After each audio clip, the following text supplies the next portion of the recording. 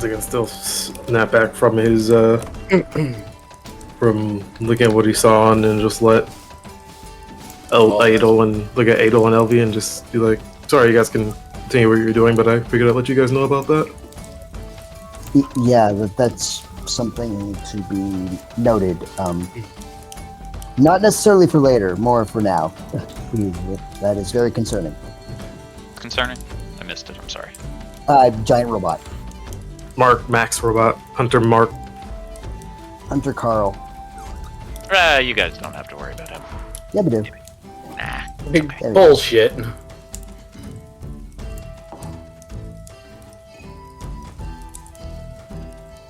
So, with that in mind, what do we do about the automaton amalgamation of one of our greatest friends and one of our worst enemies? Oh. Pray that he's our friend still. What we can do is try to study, and if we really want to make this a top concern, would be to track down Tempest, but that does not seem like a wise idea. yeah, when I Possible saw, for that matter. yeah, when I saw whatever that automaton was, it seemed like I couldn't get any beat on where it was at either. Mm. Yes. I would assume that it'll end up finding us before we find it. Potentially. We'll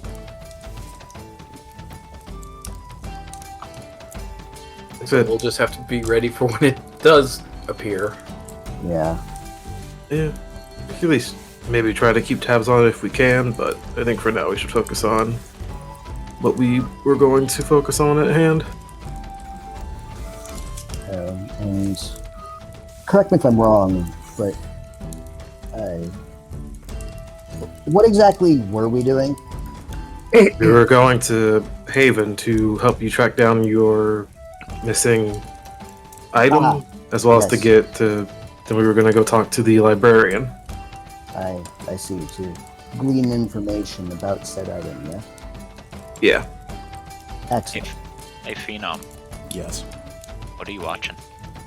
I'm not watching anything. Okay. I hear noises coming from you. That's from Matt, not me. Sorry. I rolled to blame them. It's because you didn't turn down the power on your Switch, brother. I mean the volume. Yes, I'm aware of that.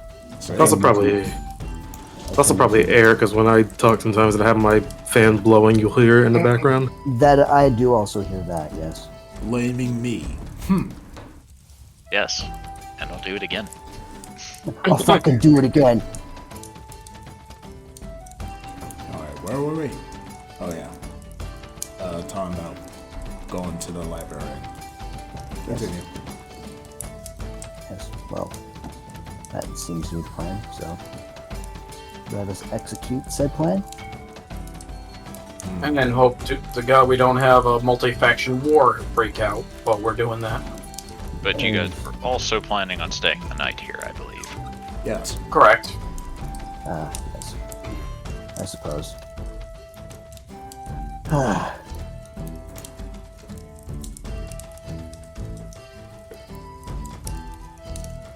Well, I was going to check her clock. What time is it? Early evening. Evening. Good evening. I think it's too late to turn in for now. So, shall we simply relax then? Relax, retire, recuperate. I don't know about retiring. You mean as in For the relaxing. evening, yes. Yes.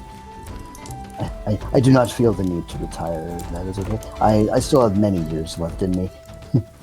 Are you sure about that, Grandma? Don't make me come over there, young lady. Knowing her, she would enjoy that. So I'd be sure to reword it. No.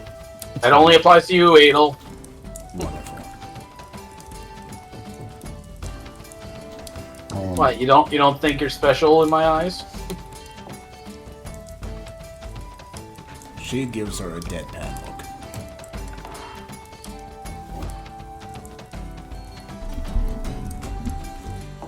Jubilee will just keep looking back with smugly. I believe your deadpan gaze at this point has not proven successful. I know. Hubert? Yeah. Punisher. Wait, hold on. He can't speak. He didn't say that. Hubert will look at you. Punisher. He waits for you to be more specific. Figure out how to punish her. I trust your creativity. Oh.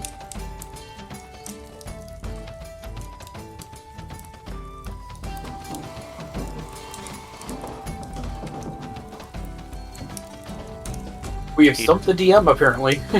No, Hubert just can't reply. So he just stands there. You have no idea what his intent is. Actually, I am curious. Are there any good shops or shopping areas around here at all? You don't know. You haven't explored. No, he was asking the group to see if they knew. They wouldn't know either. Oh, Jubilee will just shrug. I mean, My- it's not full on night yet, so I could probably catch a few shops before they close and see what they got. yeah, that's what I'm probably gonna go do then. My immediate assumption is yes, there should be something, but who knows? Thorgrim, can I borrow some gold then? How much you want? How much do we have? 1 moment. I need to. Opens up What? separate file cabinet for this D&D's funds only. Yeah, exactly. Need to find. In other words, bump or pull up the Word document. Oh my god, you actually made a Word doc. Well, it's an open office, but same thing. That's still hilarious. Well, otherwise I would forget. You could probably write it on the character sheet. Yeah, but I write a lot of things on character sheet, and I don't. It's a digital equivalent of actually pulling out the file cabinet. No, I actually do have a filing cabinet for this kind of, sort of. Tiger holding contacts. It's loading. Remind me. Now loading. Yeah. Searching for the correct Nails file. into me. Silly kitty. Yeah, my cat. We have.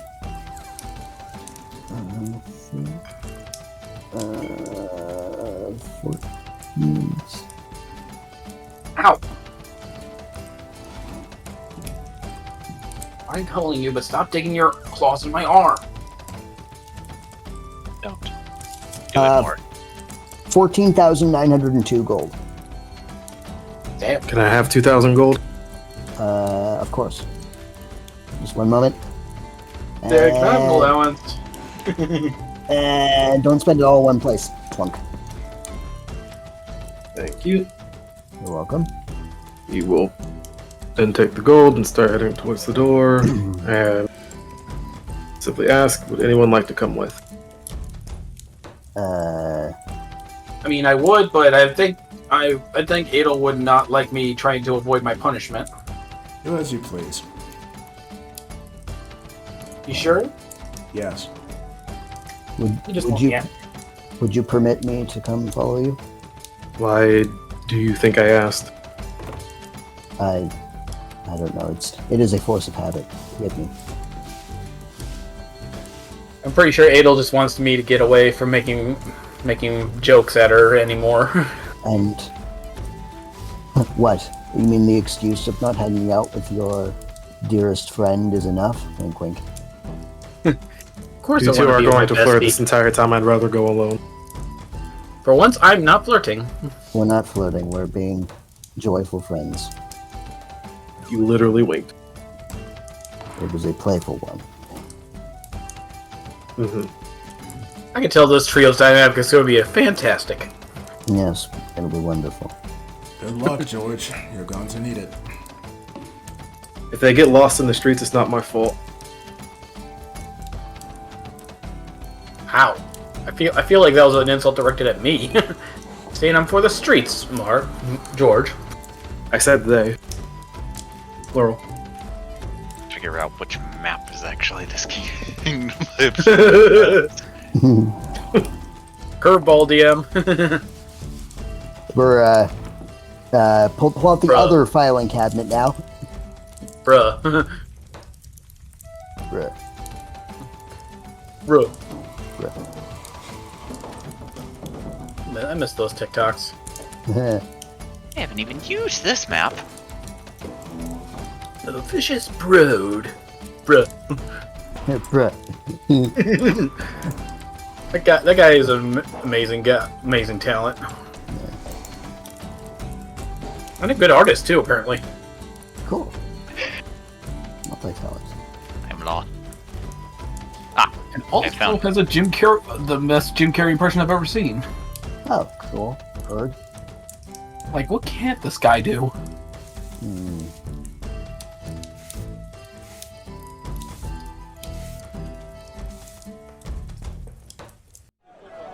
And you guys, everyone here needs to go away except for George, so be Thanos, all of you. Ah! I don't feel so good, Lady Edelsarde. Alright, George, your token is the one leading since you're the one who initiated the expedition. Alright. He'll just go and head out and look around, see if he sees any guards around. You see the one that you believe to be a high-ranking officer, but there are a few standardly armored ones on patrol.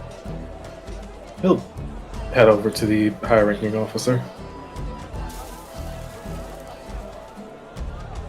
He will look to you as you approach and say, "Citizen." Hello, sir. I was wondering if you know of if there's any type of shopping districts or shops you might recommend for equipment. What kind of equipment? Weaponry. What kind of weaponry?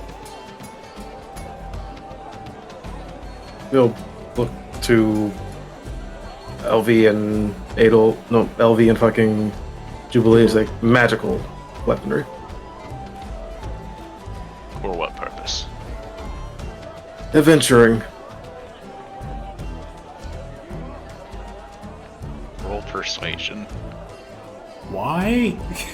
I wish to aid. What do you say?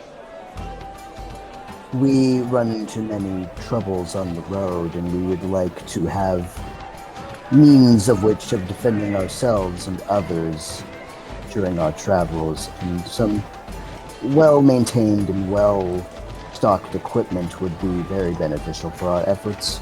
If you would be so kind, that would be much appreciated, and we would be out of your hair as quickly as possible.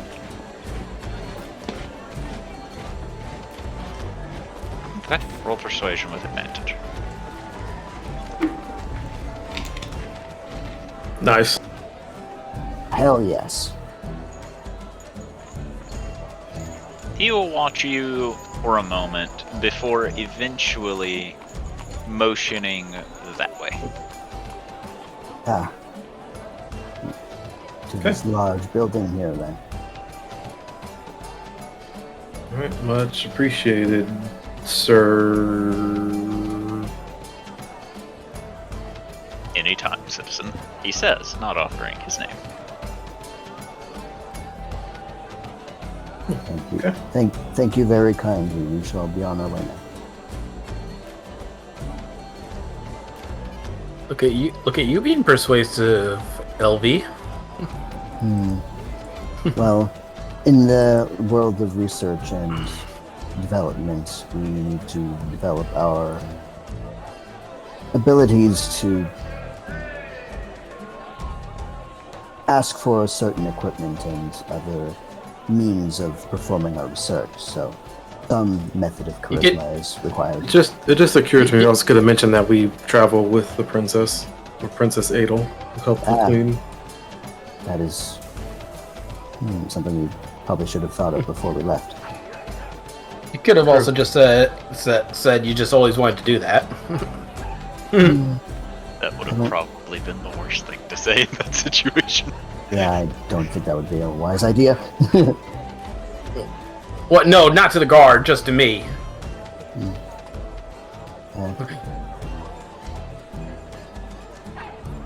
Don't know if you're trying to convince me or yourself, LV, with that one. Perhaps. It might be a little bit of both. In any case, George found his way, and we'll see if anything catches our eyes while we're here. Indeed. I have some ideas.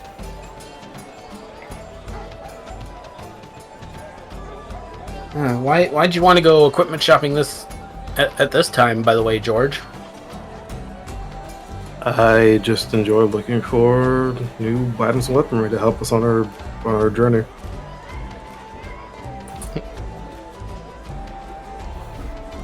Many shopping ladies would love you. I doubt that. You have any idea how many women would flock to you if they knew someone like you liked shopping?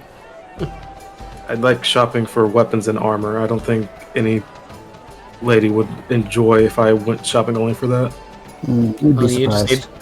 you just need to find the right lady. Indeed.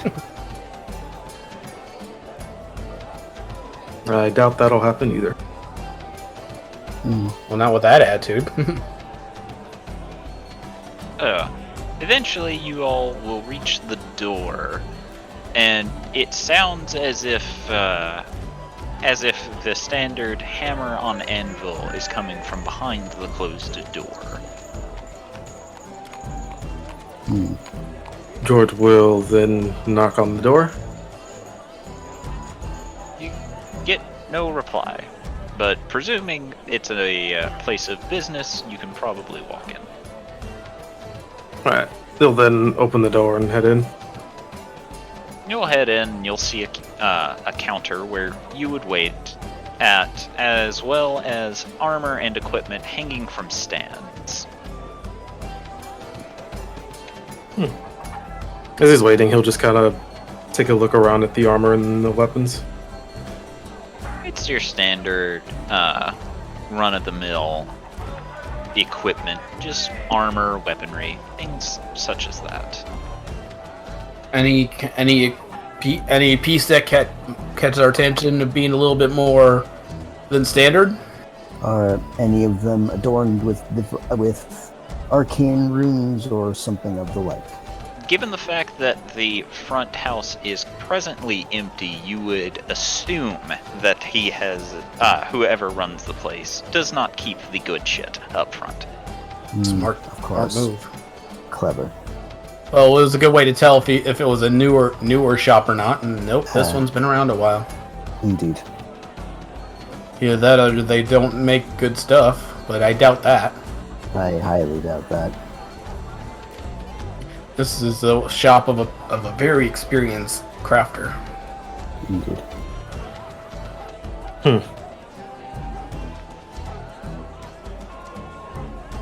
He'll then just head up to the counter and wait for a little bit and see if anyone shows up. You get to the counter and you see a small bell sitting upon the counter. We'll ring the bell. Ding. Hello, sir. You hear from right behind you. Oh God. Oh, we'll turn around to take a look at the person.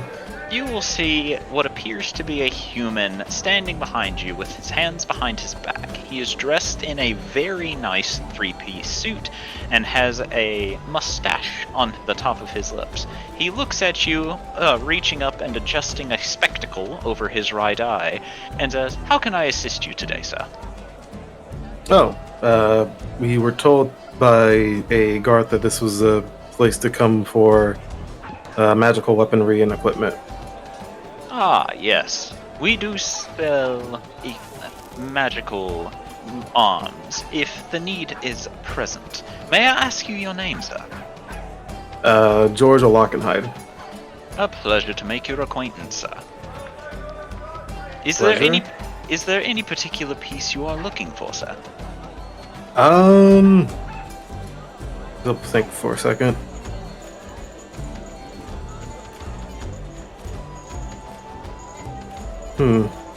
Mostly armor, but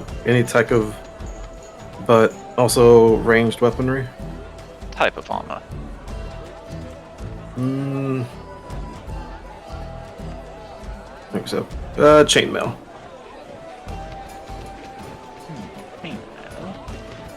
There. He looks you over for a minute after you explain chainmail before nodding and says, any particular type of ranged weaponry, sir?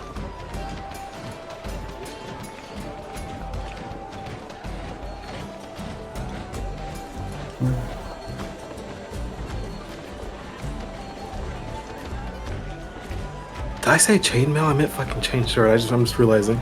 You did say chainmail. Yeah. Change mail? Yes. I meant chain shirt, but Mail made out of coins? American mail. I think just up on weaponry. Heavy crossbows. A heavy crossbow and chainmail, sir. Very well. Oh, did I say? Sorry, did I say chainmail? You did, sir. I apologize. I meant a breastplate. That is considerably different, sir. I'm aware. I'm usually wearing chain shirt, and it's been a long day. Duly noted, sir. He says, bowing to you before saying, if you'll give me just a few moments, I need to go see if I can procure what you are asking for. And then he will very calmly walk towards the back door. How did he appear behind us? Magic, most likely.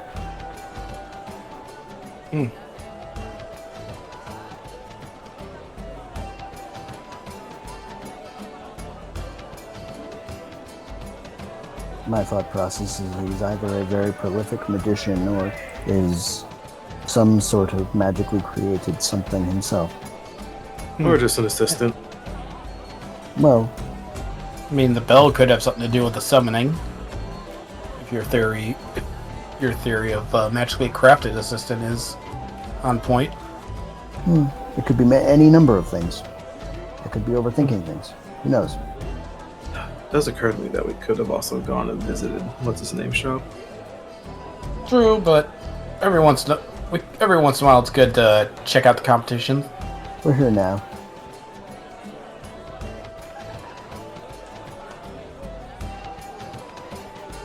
And that says we can't go afterward. I'm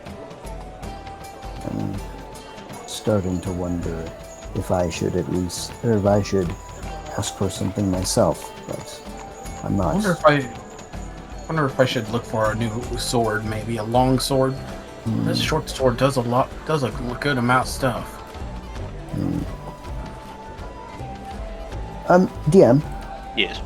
would I know if carrying a weapon would interfere with my spellcasting ability? If you do not have the Warcaster feat, it will. That's unfortunate.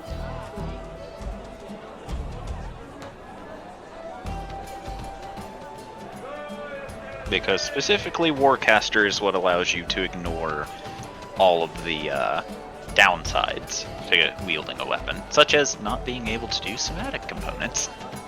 I love it on George because he can just do whatever spell he needs to. Mostly, sometimes. Most of his somatic wounds are just middle fingers, anyway. Would the same be said for shield as well?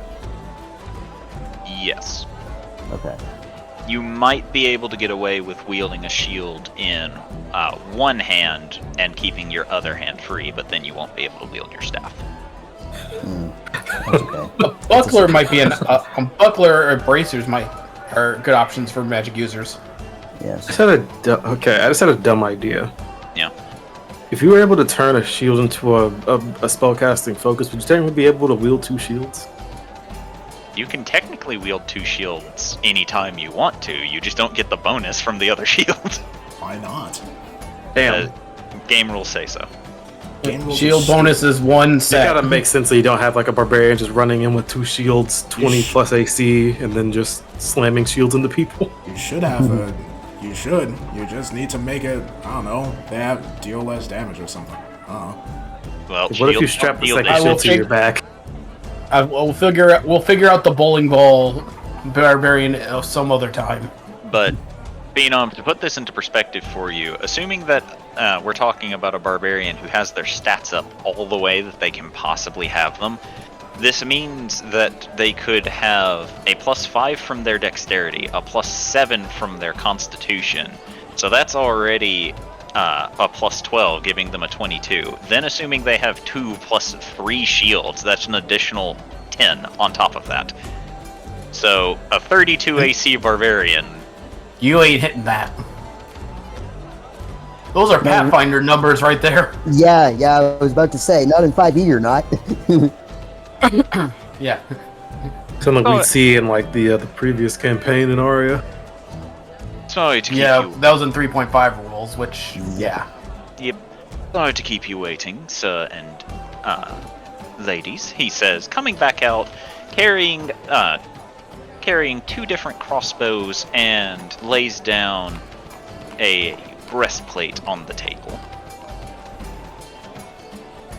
I believe it's our time to shine with some inspection time. Do you LB? believe so? We'll take a look at the. Oh, sorry. Go ahead. Then, if you would permit myself to turn my scrutinizing eye, and one of you could assist me. I will be assisting. Excellent. I will do an investigation to try and see how good quality the item is. Okay. It is of Hey, that's pretty good. Hawkeye activate. They are of very good quality. They are magical Shutting them. from best that you can tell. Sorry, say again. They are magical from best you can tell. Yes, your craftsmanship is excellent. Oh, it is not mine, madam. But the smithy. Well, do give my compliments to the smithy. They are a wonderful creator of items. Is this your store or the smithy store? Smithies. I'm sorry, I do not believe we've gotten your name, sir. You may call me Steeds. One more Say time. again? You may call me Mr. Deed. Mr. D. Mr. Deed. Mr. Deed. Okay. Like the Adam Sandler Deeds. character. Literally the Adam Sandler character. There's an Adam Sandler character called Mr. B. Mr. Yes, there Deeds. is. It's a Yes, movie. there I see. All right. Much appreciated, Mr. Deeds. So, if you don't mind, would you mind telling me about the 2 pieces of weaponry here? Of course, sir. This is the crossbow of arcane force. You can activate it to ensure your weapon hits its target and deals an extra bit of damage to it.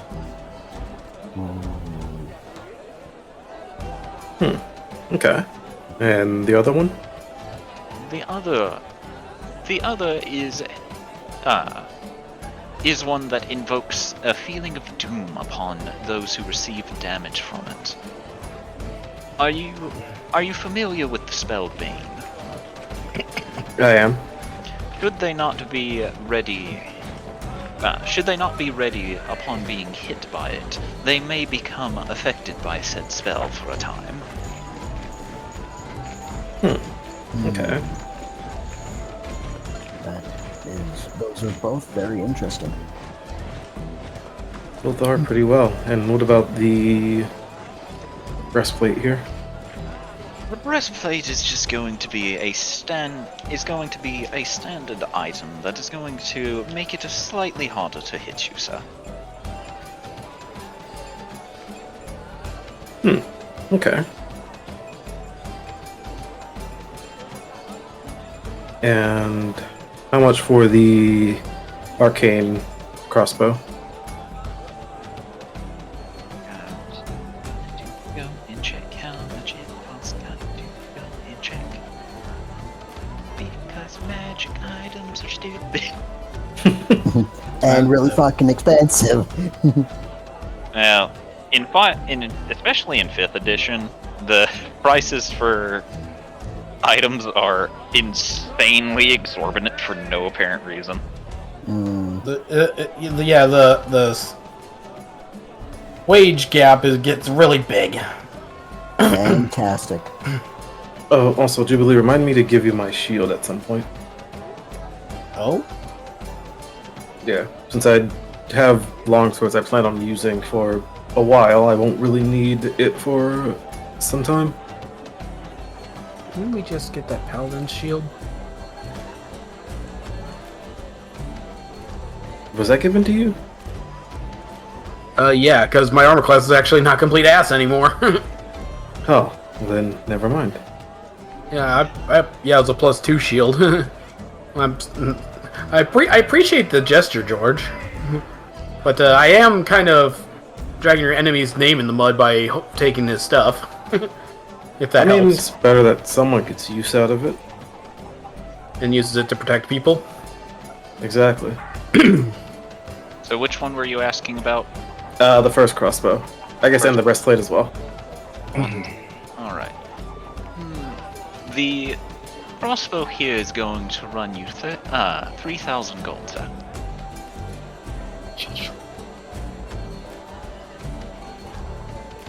Huh. Okay.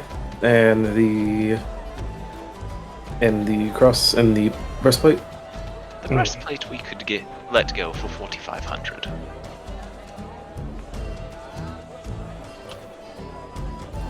So 4,500. Yes, 4,500 gold. You know who we should have brought with us? The wallet. The dwarf with all our money. Yeah. Is there any chance there could be a discount if the items were bundled together?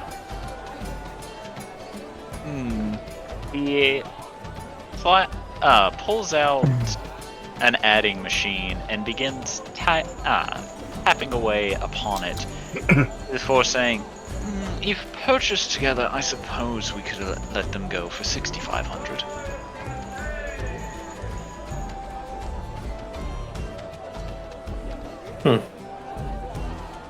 What about if there was a discount for? George is trying to remember if there was anything against using the queen, the empress, his name. He's using his nepo baby powers. Oh god. Yeah. What about discounts for those who have recently assisted the empress? I'm sure she rewarded you well enough.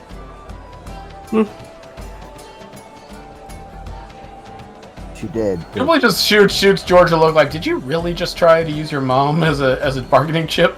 No, not his mother. He's trying to use the empress of the entire kingdom, the Drow. Oh, gotcha. Sorry, forgot where we were for a bit. The Adel bonus. Plus, I'll still mom shoot him a into look like, entrance. really? Entrance? Yeah, I mean, fair point. She has done more than enough for us here. Very good, sir. Well, If we were to get them today, could we do that 6,000 if possible? Because I think that's a more reasonable price, and it's still plenty of meat on the bones, as it were, for you. Allow me to go speak to the runner of this establishment, he says, walking into the back. George, you might need to go get more money while he's going. I'll try to bargain down the price. think I'd have enough time to get back there in time and back here. Worst case scenario, I can still keep negotiating while you go get the money. Not like we're stealing anything. I'm back. Sure we. Oh, hello. it's- I believe if you would permit us some time, our the one carrying our expenditures is currently not available, and we would need to go fetch the necessary monetary reimbursement. Is that amenable? I shall set them aside as we wait for you. Excellent. Okay. Also, you could have. Why? You read too many dictionaries. As George, this is gonna leave. I do have a very verbose vocabulary. Yes. I will stay here for the moment. Is there something we can help you with, madam? First. Oh, sorry. Oh. I was gonna say, as he leaves, can you also see if there's anything that anyone else could use? As you will, George. Julie will then turn back to the store owner. Sorry about that. First of all, did you get an answer regarding the 6,000 price for the 2 items for my friend? Unfortunately, they are very set on 6,500. I'm afraid to say. I see. I suppose. I would agree. While we're waiting, is there a chance I could look at a long sword and see what you have in stock in that regard? What kind of long sword? What kind of long sword, madam? Julie will pull out her short sword and kind of lay it down, like something that could be comparable to this one's accuracy and strength and sharpness, as it were. Basically saying if I can get something like a +3 longsword or something like that. I suppose we can try to find something, but I will warn you that it is going to be rather expensive, madam. Is that all right? We'll see if the price is doable, but I wanted to see if it's even possible to find something of this quality. Impossible, no, but you can't expect it to be cheap, as it were. Oh no, I don't expect it. Wonderful. Give me a few minutes to go and check, and I will see what I can scrounge up, madam. Oh, Very well. also, I guess when George comes back to get money, Ada will ask him to get her 2,000 gold worth of diamonds. You need to find a She's gonna jeweler have for to that. think. She's gonna look at Adolf like, do you want to try to get that here? Or would you rather wait for Haven? Because I'll be honest, the prices here are expensive. Oh, why not? I tried this with diamonds before, but the diamonds need to be worth exactly 2,000. It doesn't matter the amount, it's more about the value. Okay. Then he'll ask Thorgrim for 8,000 more gold. 8,000. George, Yeah. Thorgrim will reach into the thing. He'll then also think, would okay, you might be able to answer this. As George thinks to himself, would he realize that it might be cheaper to try to get stuff at Haven, or is this going to be like the consistent price all around? Unfortunately, prices vary from city to city, and you're not entirely sure. Even with your leeway, you don't know what sort of prices you might be able to get it back home. Could be cheaper, could be more expensive. It's kind of a toss-up. If Obama's daughter went into a store, would she get a discount or not? I guess it depends on the store, wouldn't it? I mean, it would depend on whoever is running the store at the time. Oh yeah. More than Not- anything. Not only that, are you assuming the account or the discount because she's Obama's daughter, or because there's a sale? Both. Yeah. Because if she went into a store I ran, no, she wouldn't get a discount. I love how the Nigerian and the Canadian are talking about American things. Oh, I mean, He's gonna- American things are everywhere, so. So I'm going to look at, think to himself for a second. Is it actually 7,000? 7,000. Yeah. You realize that's over half our money, right? Well, if we're getting 2,000 diamonds worth of gold, and then I probably won't be getting 2 different things. I'll probably be getting one thing. So I'm just saying, this is a pretty big chunk. And Thorgrim will pull out 7,000. Yeah, I will make a better. I'll probably think about the decision as I'm walking back. Yeah. All right.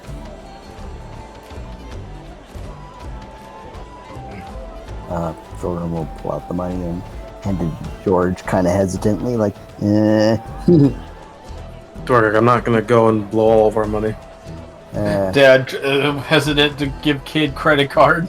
Yeah, exactly. Pretty much. What are you hesitating so much for, Thorgrim?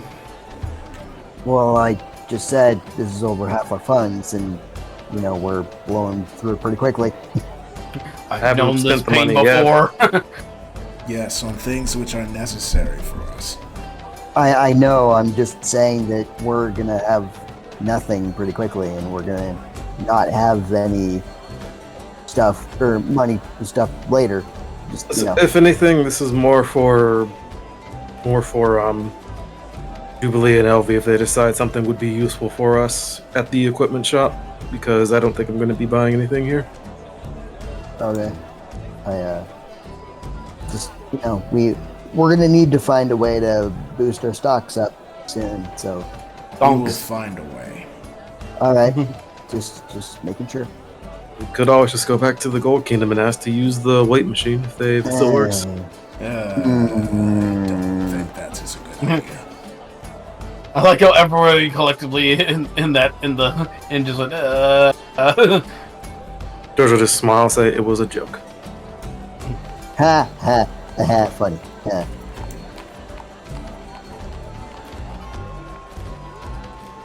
The dead Now- man walk returns. I didn't even cause it this time. Alright. So, back with Jubilee, the Mr. Deeds will come out with a long sword and lay it on the table.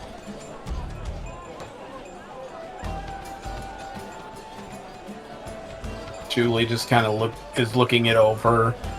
And how much is this gonna run? I'm afraid to say that in order to meet the requirements that you have requested, it is going to cost a very pretty penny. Something in the 10,000s range, I'm guessing. 55,000 gold. Good. Yeah. Oh my god! Yeah, that's not gonna be. 5,000. Yeah, that's not gonna be possible, unfortunately. That's It's a unfortunate. shame too. It is a really nice piece, so. Ah, yes. It is a blade that not only is vicious on attacks, but can defend you as well. He says, picking it back up. Julie will just give us like head bow, not head nod. Compliments to the Forge Master, as that is a beautiful piece. I just unfortunately cannot meet his asking price for it.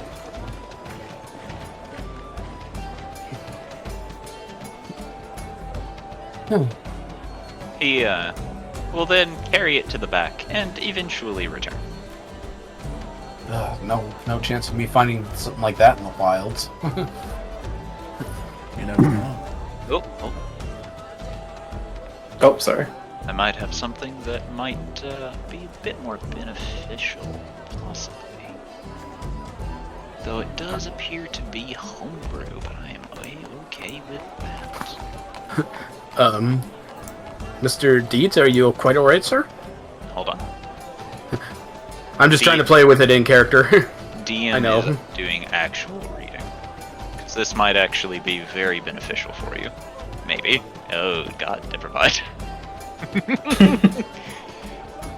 It is slightly more beneficial, but only slightly. Elvie, I believe Mr. Deeds has a bad habit of talking to himself. Yeah, some people. She kind of whispers over. Some people do. It only becomes an issue when you answer yourself. True. Plus, it seems like he has a good heart and mind for trying to help people. Well, you would have to be in this industry. As we see George roll back in. Hey, George. Hello. Did you procure the necessary monetary reimbursement? Only what's needed for what else we need to get. Excellent. Yeah, unfortunately, the thing I was looking at is way out of all of our price ranges combined. It's really nice blade, though. Then George will simply... Hold on. Oh, sorry. I'm still trying to see if I can find this weapon on this thing that I have found. That is homebrew, but in all honesty is going to be much more beneficial to you. Still expensive, but not as expensive. Eventually, Julie just turns to George. Eventually, you see as if Mr. Deeds is leaning to one side, listening to someone talking to him, before he says, "There has been a change.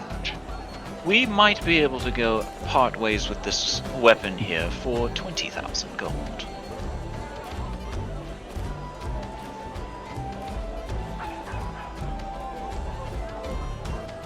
I really wish I could afford that.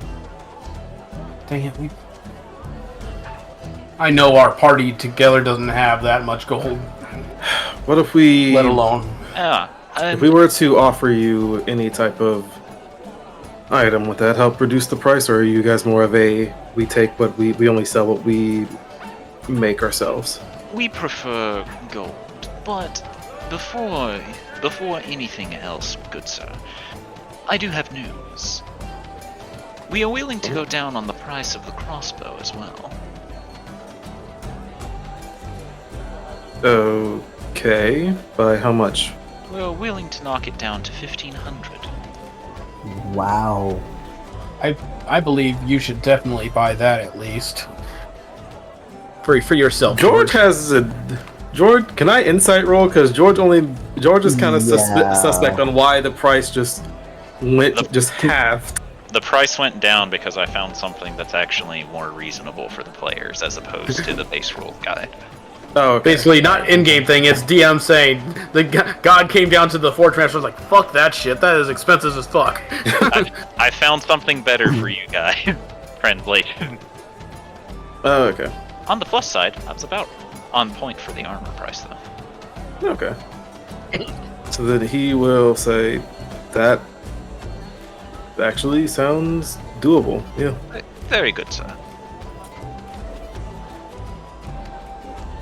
He will hand him 1,500 gold, and will say, if you want to take a look at this, I'm willing to also sell this, if anything. And he'll bring out the +1 shield that he has that gives acid resistance. He'll take it, look it over, tap on it a bit before saying, let me go show the runner of the establishment, and we will see what it's worth." And then he walks off. We will turn to George and point out the sword that was being shown. Yeah, that thing looked amazing, but definitely still out of our price range, with the shopkeeper's generosity. How much was it? After the shopkeeper's generosity, it's still 20,000, but apparently it can be used for protection as well as attacking. Apparently it can defend you and as well as strike, which is interesting. Yes. It is pretty good. I'm wondering if maybe my short sword could heavily discount that. There we go. If need be. I was right about right on the armor price, even with this guide that I'm looking at. Nice. Nice. Let's see. The Mr. Deeds will eventually return, setting the shield down and say, "We are willing to give you 1,500 gold for this shield, sir." You literally could just trade it for the crossbow. Deal. He will put the shield under the desk and procure a sack of 1,500 gold and offer it to you. Thank you. Sets gold down on the table. Now I'd like to buy that crossbow. He already technically bought the crossbow. Yeah, Then he's so I already just bought gave him the his money crossbow. back. I just find it funny. Yeah. It's like, and here's your money back. Anything else? Anything else, sir? I believe you were looking at the armor, correct? Yeah, I think I might hold off on the armor for now. While I already have your attention, might I attempt to entice you into buying something else? You may. He will rummage through a bag before pulling out a ring and sets it gently on the table. And give me just a second.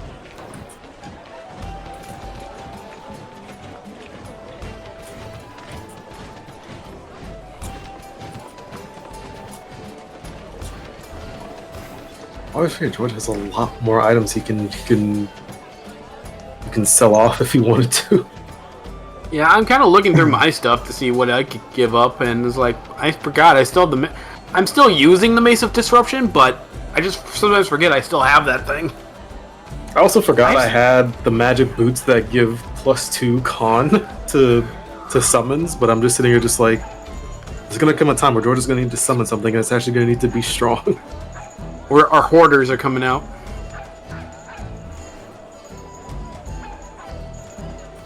Let's see. I still have that returning deck. I might not be able to trade it for much, but I still have this returning dagger, which I'm not using. I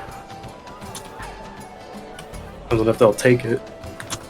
Yeah, I think it might just be good to have a dagger in the boot just in case. You know. If you're ever caught, it's good to have an ace up your sleeve, as it were. Let's see. Now I got a normal shield, which I should give back to Hubert at some point. Even though he wasn't using it, it's still his shield. I was trying to make sure I know what I'm attuned to as well, so...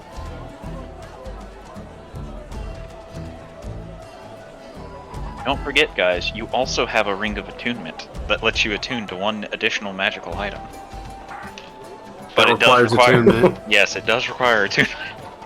Why haven't you sold that yet? Who has it? I'm fairly certain Tauntaun has it. Of course, Better yet, of course Tauntaun fucking has it. better yet, who the hell would want it? Tauntaun. Who wouldn't want it? People with a lot of The accessories boy, of course, is gonna want something like that. I just realized something very evil that George could also do when he's selling stuff to people. Friends or gluttonous. No, literally, since he's a warlock, he can summon out his weapons, and he can keep them out. So theoretically, he could sell a weapon to somebody, give it like a few days until he leaves, and then re-summon the weapon. Wow, that's a You're good way. You're gonna pull a Sora. That's a good way to get fucking murdered, my guy.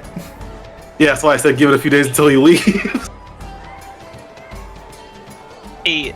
Anyway, Mr. Deeds will pull out a ring and set it on the table, and slide it towards you all before putting his hands behind his back, and says, "This ring is remarkably useful to you, wayward adventurers such as yourself, I believe."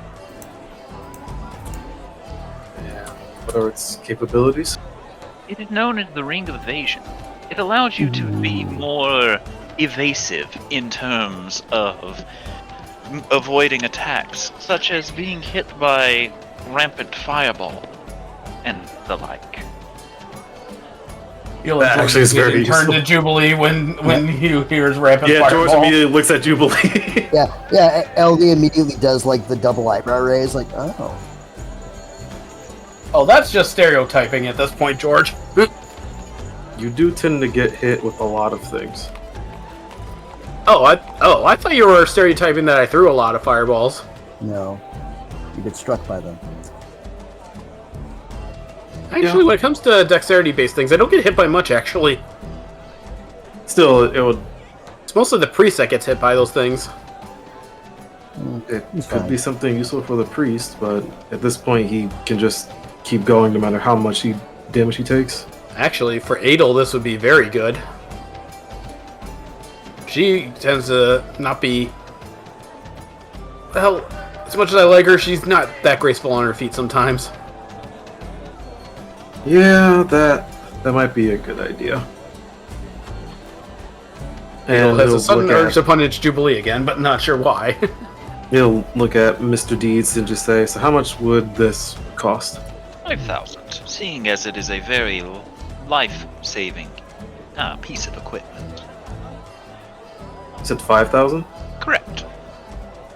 Think of how much he spent. He spent 1,500. Yes, well, But then you got 1,500 back, so you've spent nothing yet. technically I've spent nothing, so I still have technically. Yeah. As for 7, he has 9,000 on him at the moment, so this is 5,000. Still have enough for. The 2,000's worth of diamonds, too. Yeah.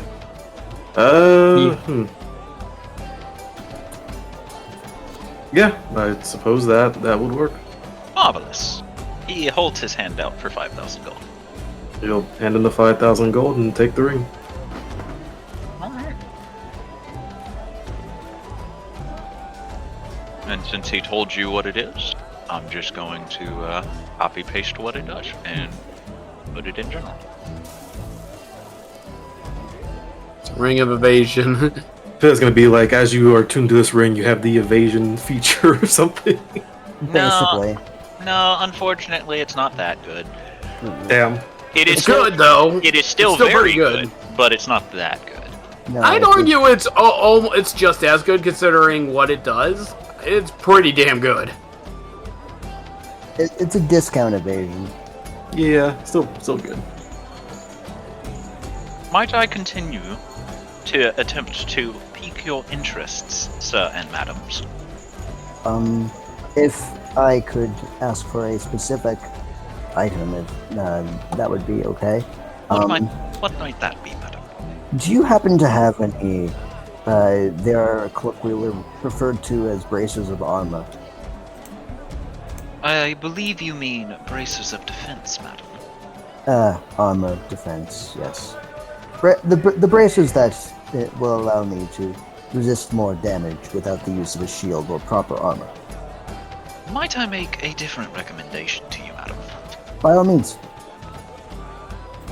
Though, I will say it will most likely be very expensive. How expensive? As soon as I find it, I'll let you know. Because remember, we have a very short budget. Nah, we're good. But what if I have a disguise kit?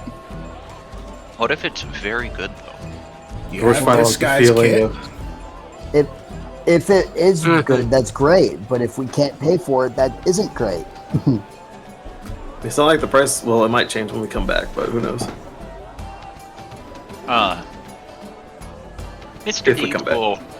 Mr. Deeds will walk out before returning, and he lays down a very, very nice looking robe. Let's see. I'm gonna go ahead and say y'all aren't going to be happy that I'm offering this to you. As soon as you said robe, I immediately got, that Metal Gear Solid exclamation point in my head. Okay. Lays a robe down, adorned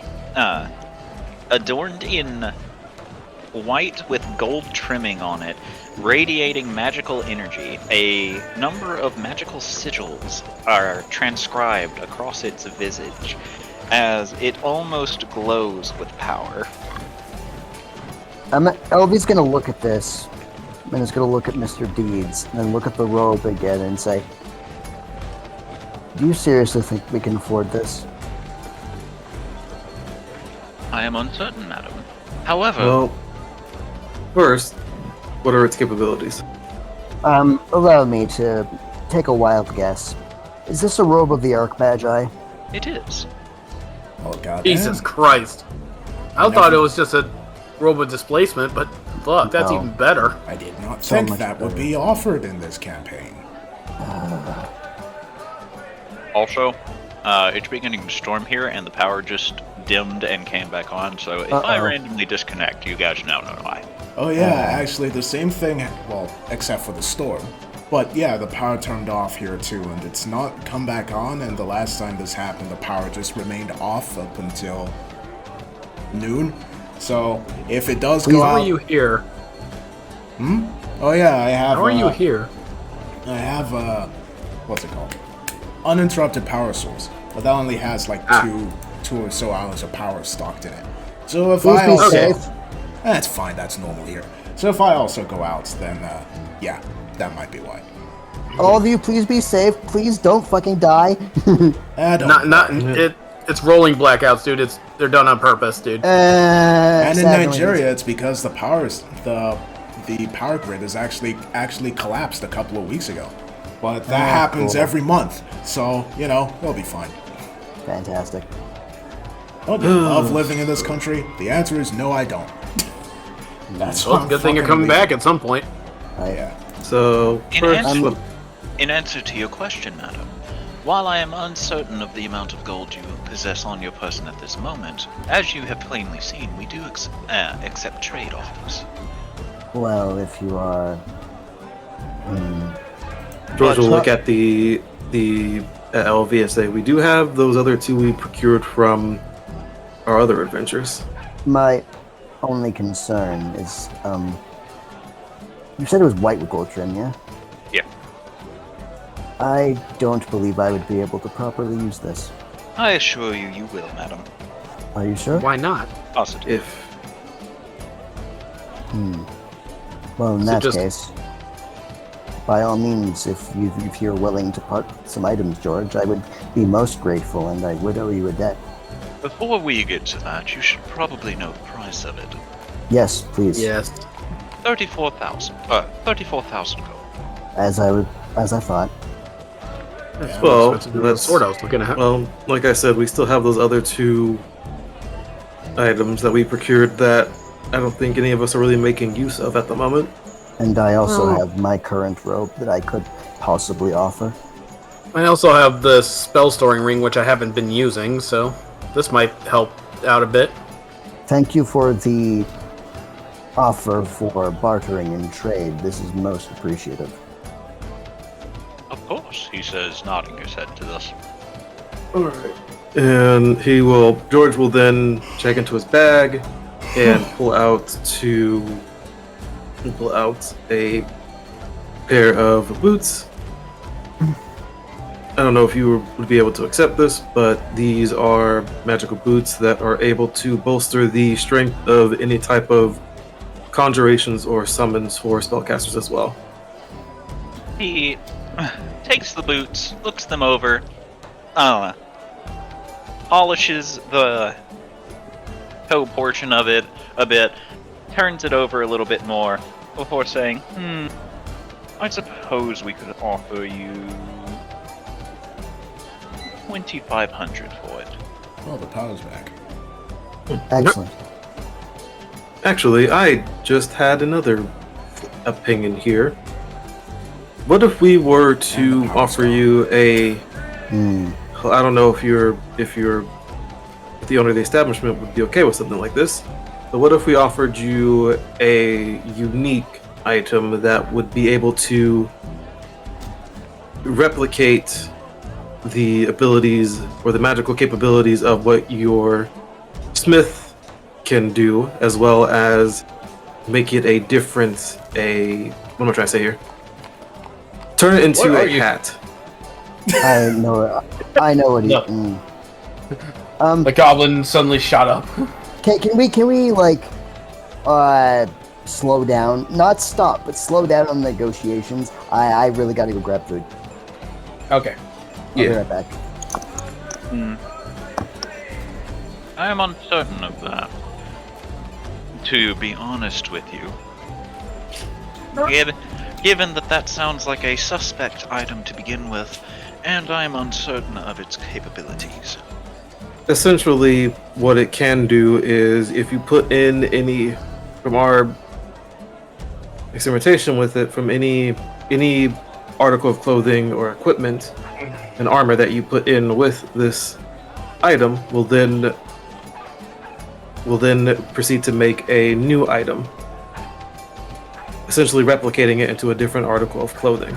that's also magical in nature and has similar capabilities to the original item. Does it belong to you or someone else? It belongs to a companion of mine. Unfortunately, I cannot accept offers done by anyone other than the owner of said item. Well, I'm just seeing if it would be of interest to you first before I even think about talking to them. Let us see first if they are willing to barter it. If we make assumptions based on it being barterable and then they refuse, there was no point in making the negotiations to begin with.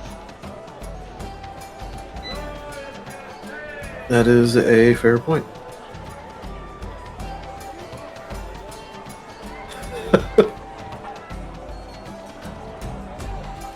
Hey Beastie, can we have your hat?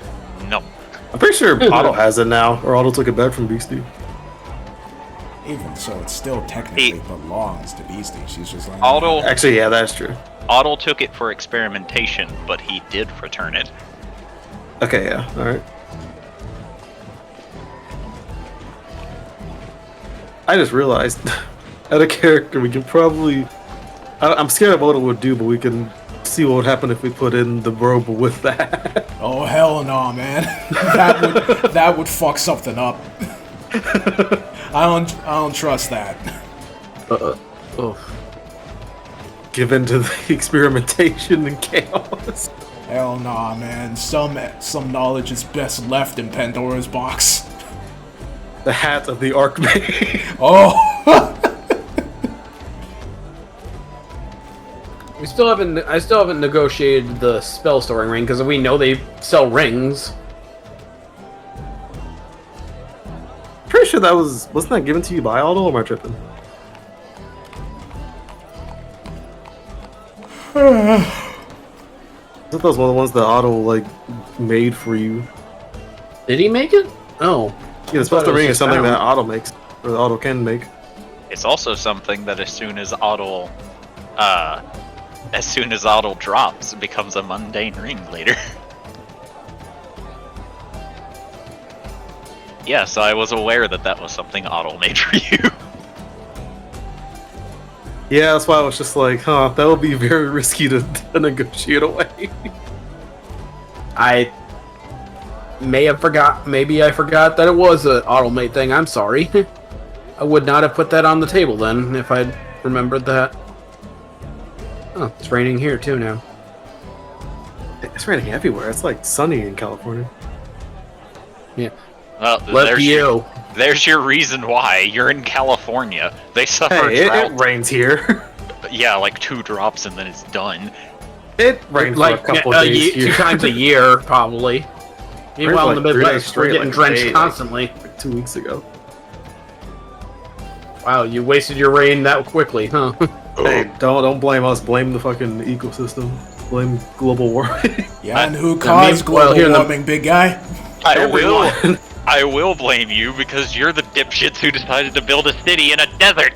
That's not our fault. Wait, it actually technically is our fault. But it's not literally all your fault.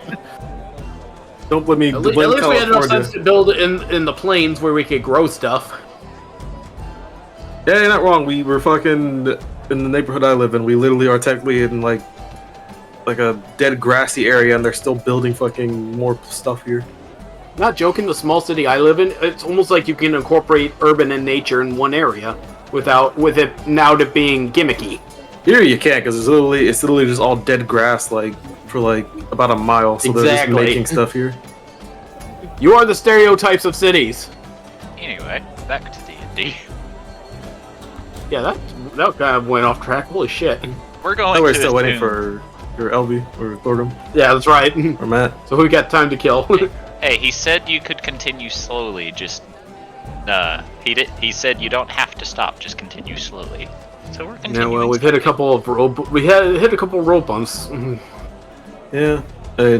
Giorgio didn't look to the gentleman select, so I'm guessing you only are interested in bartering and trading weaponry and equipment, correct? What else would we barter and trade? He will then pull out a pack of cigarettes. Unfortunately, sir, those are bad for your health, and as this is a weaponry shop, it is not useful to us to accept cigarettes. Yeah, I almost thought you were about to say he pulls out Jubilee, puts Jubilee on the counter. Oh, screw you too, buddy. he wouldn't do that. Maybe. He's not Hubert. It's a good bit. It's a good bit. Yeah, but George would not be ready for the wrath of Jubilee telling his mother that he tried to sell off one of them. Your son's now a pimp, apparently. I don't think she'd be surprised because he already knows that he's done drugs. Actually, I don't know if she knows that yet. I don't know. Well, Adel told her, remember? I'm fairly certain George told her. Yeah, probably. Oh, if anything, he can never. You're told on yourself. He self-snitches. Well, yeah, I figured you wouldn't really want that. It's our magical though, but I figured you wouldn't want them. Unfortunately, we only deal with weaponry. Yeah, that is fair. But in terms of the boots, I think that'll be acceptable at least. Would you like to go ahead and trade it now?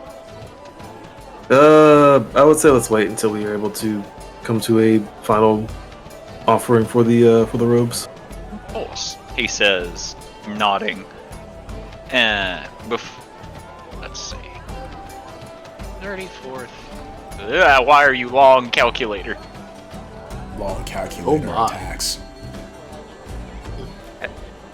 Subtracting 2,500 from the total of the boots, we are down to 31,500. Alright. And how do you feel about ammunition? That is technically weaponry, my good sir. Alright, then he will pull out his Bane crossbow bolts.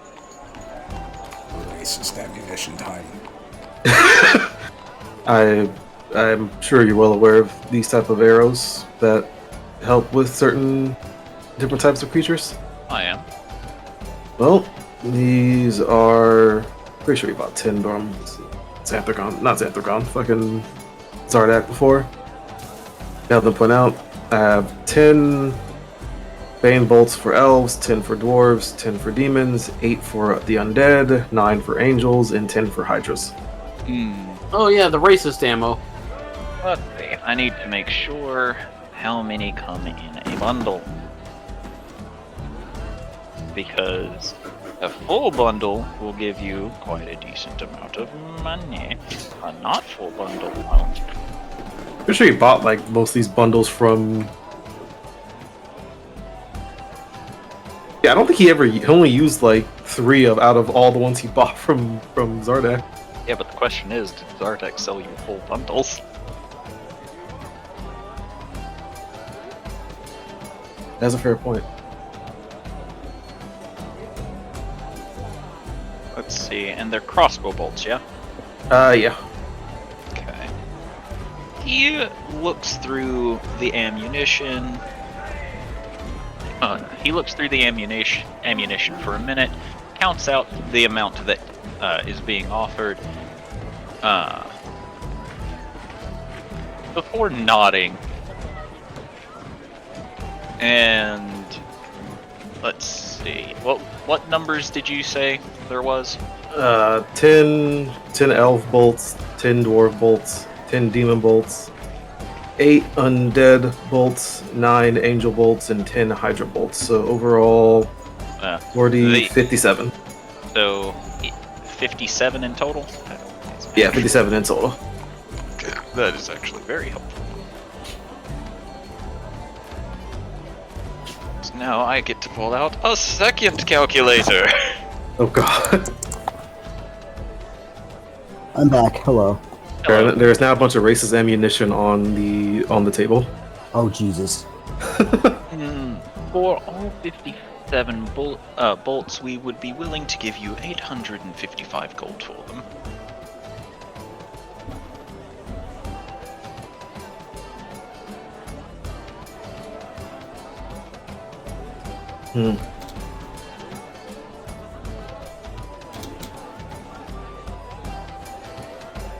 He'll look at it and he'll just say, okay.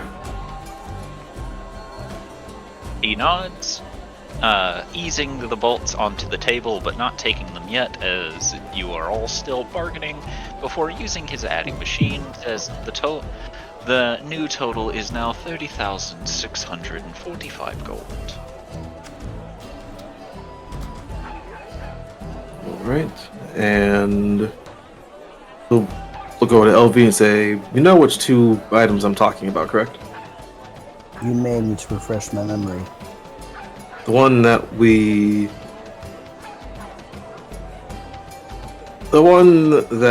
would literally drain our funds. The ones that would drain our funds. Yes. Do we have that? I wasn't sure. I thought you were using one of them, or you had one of them in your possession. Unless that was someone else. I have the other one. Adelstar Day has the one that drains our funds. The other one was the staff? The staff, yes. One that works especially well against humanoid creatures. Is that the one you're currently using at the moment? I am currently using it, yes, but I am willing to part with it if it means procuring such a wondrous item. Okay. Then you will motion to Mr. Deeds. I'm not the one you need to sell it to. I actually have 2 items that I am willing to part with in exchange for this beautiful robe. What might that be, madam? First of all, this staff. Then, and she'll take the staff of Sovereign and we'll put it on the table.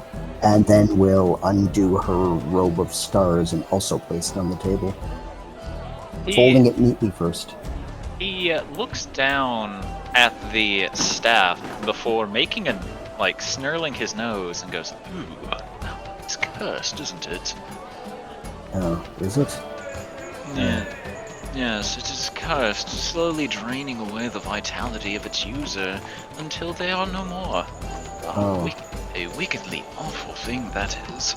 That is... no wonder I was feeling tired. Yes. Well, if... I don't know if you're as willing to keep it now that I know that it is a baleful item. Will that ruin everything? He looks it over. It's like, we would be willing to buy it, I suppose. But before that, he says, as he looks over the robe and says, "My, what a wondrous item you have here," he says, unfurling the robe of stars and looking it over. I assure you this one has been used many times by myself. It is not cursed, unlike the staff, apparently. We'll give you 15,000 for it. And that would bring our total to... 15,645. And that is about half of the cost of the other robe, yeah? The one that we need, yes? Correct. Along with the trading of this pair of boots and all of this ammunition. I suppose. If we end up getting enough money for that robe, then I will no longer need the one that you hold with you, so I suppose. He sets the robe of stars down before picking up the staff between his thumb and middle finger, slowly looks it over, sniffs it, snarling his nose once again, and says, "Mighty disgusting curse on this one. Oh, luckily though, restoration magic can get rid of the negative effects, I suppose." Yes, it can. As much as I hate to say this, I would be willing to go maybe 4,500 for a trade-in of this item. Very well. And what did you say for the robe again? 15,000 and... 15,000. Oh, it's just 15,000? So, yeah. 15,000 and 4,500? That will make your new total 11,145 gold that you still need in order to meet the compensation of the robe of the Archmagi. 11,140? 45. 45. Okay. I'm just noting that down in the chat. Alright. George will then think to himself for a moment, and then he will. Oh yeah, I forgot I had this now. I probably won't be needing it since I have this new crossbow, but he will then pull out the crossbow with that has the explosive resin on it. Okay. And we'll set it down on the table and say, this crossbow is one I procured a while. It comes with its own supply of resin that is refreshed daily and has quite a bit of explosive power to it. He looks it over, aims down the sight, makes sure that it's fairly good before saying, how about 1,000 for it?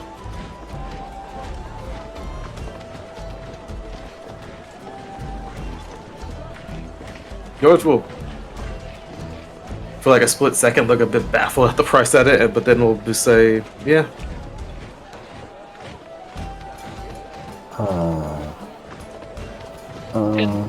10,145 left to go.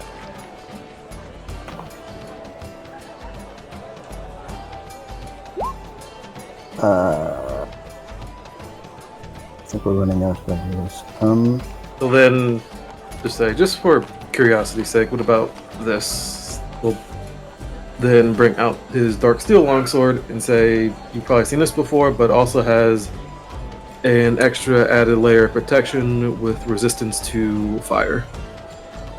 He takes the weapon, looks it over, runs a thumb along the weapon before nodding a bit to it, and says, perfect for hunting demons. I know a perfect candidate to buy this. I'll offer you 2,000 for it.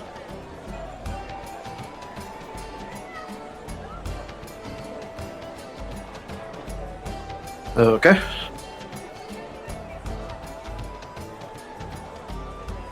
$8,145 gold left to bargain. Good sirs and madams.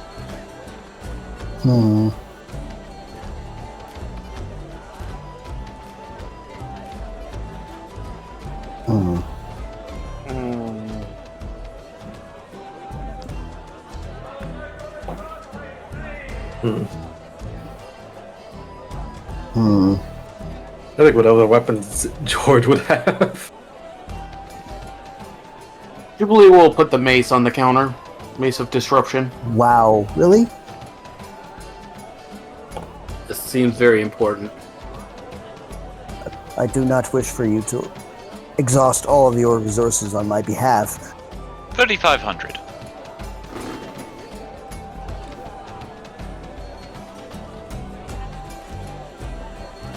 Looks to LV. I mean that would definitely be within range, right? We would be able, if we used most of the remaining money in our bag, that would be the remainder. But are you sure? I don't think it'd be the remainder. We have 9,000, so we still have we have 9,000 still left over. So that'll be, we still have enough to get the diamonds as well for Adel. Oh. Actually, wait, no, we bought the Ring of Evasion. We did. You bought the Ring of Evasion for Adel instead of the diamonds. So this would be needed in order to get the robe. You still get the diamonds. Yeah. And unfortunately for me, the other items I have are not worth much. Yeah. Like I've got the Parapath of Health, but yeah, that's not going to, unfortunately. But you guys are giving all your stuff away for me, and it's a legendary item. I know, but friendship, damn it, we're doing this. Yeah, we're doing it. Did you say you have the Parapath of Health? Yes. We are willing to offer 1,500 for that as well. Oh, really? Really? It's another item I haven't been using in so long, so That would probably keep us within range to get the diamonds for Adel too. And if I were to keep that would let me keep my mace? Well, we are. If I were to subtract 1,500 from the total you all owe presently, he says, typing on his adding machine, it would bring the total down to 6,645 gold. Indeed. Trading the mace in addition to the Parapath of Health would bring it down to 3,145 gold. I mean, the Parapath of Health, I'm definitely willing to part ways with. That's not an issue. He nods, offering his hand, and if given, he will set it on the table as part of the trade agreement. I do give it over. That item I'm more than willing to get rid of. If it helps in this endeavor. 6,645 gold remaining.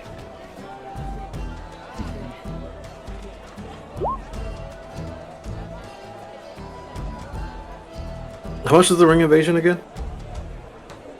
Didn't you already buy it? No, I did. I'm just trying to make sure. Think about the amount of gold I have now. Let's see.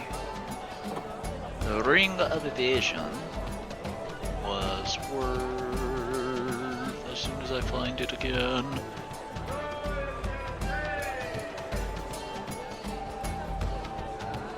$5,000. 5,000. Okay, so we have 4,000.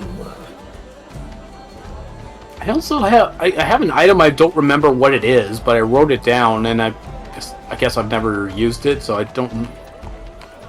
A paddle, a pedal. What is this? A pedal. APADAL. Something I was given at some point, but completely forgot about. Necklace that stops you from being noticed through divination magic.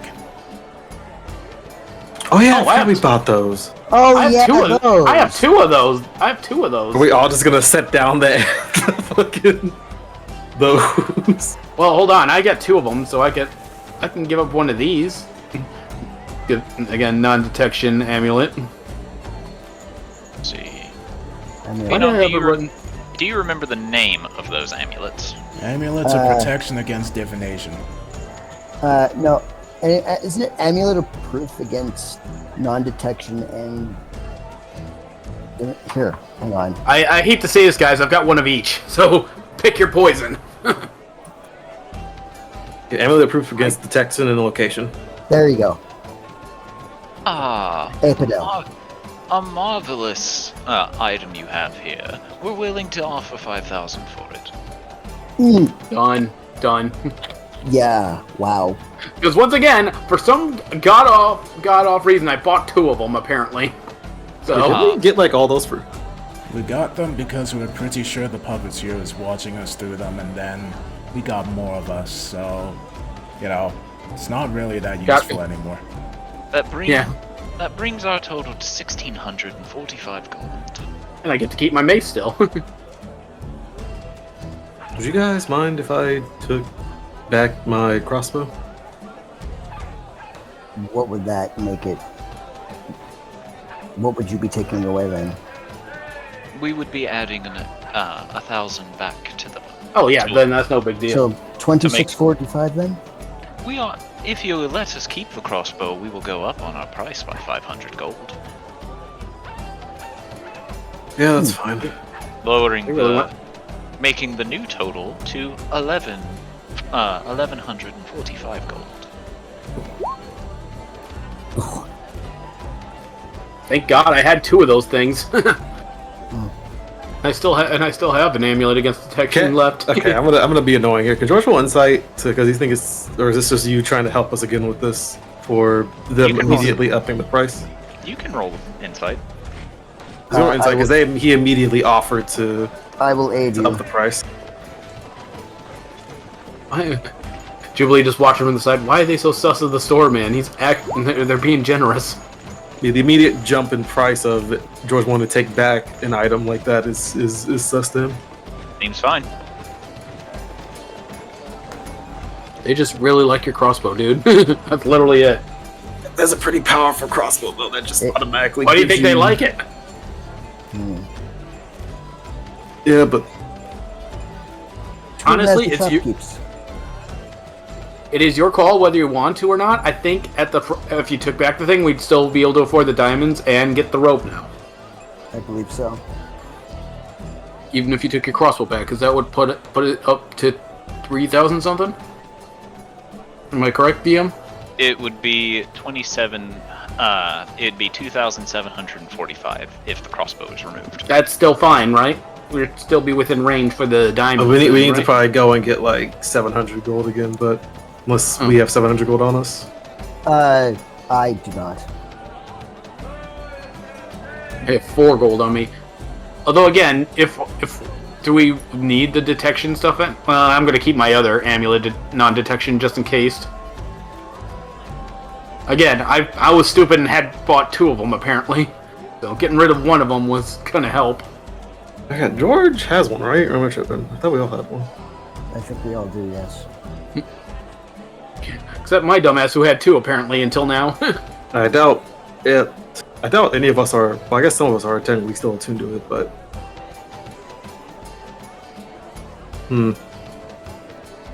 I could part with mine and we could finish. We would even have a little extra left over. I don't know about armor, but I do have something that might pique your interest, actually. Something a little out of the ordinary. We are in the Drow village still, right? If you have another amulet of proof against detection, we would happily offer you 5,000 for it as well. In that event, we would owe you money.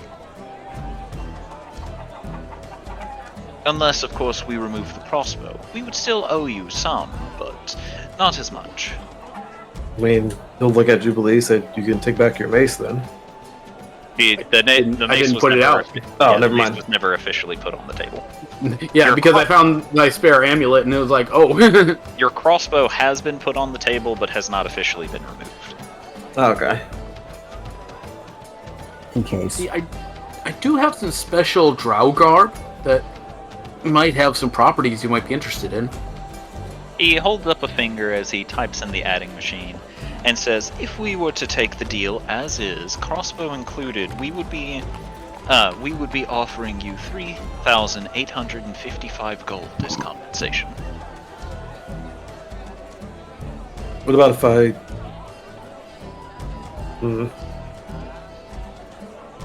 If we are to remove your crossbow from the equation, my good sir, you will all be earning 2,355 gold from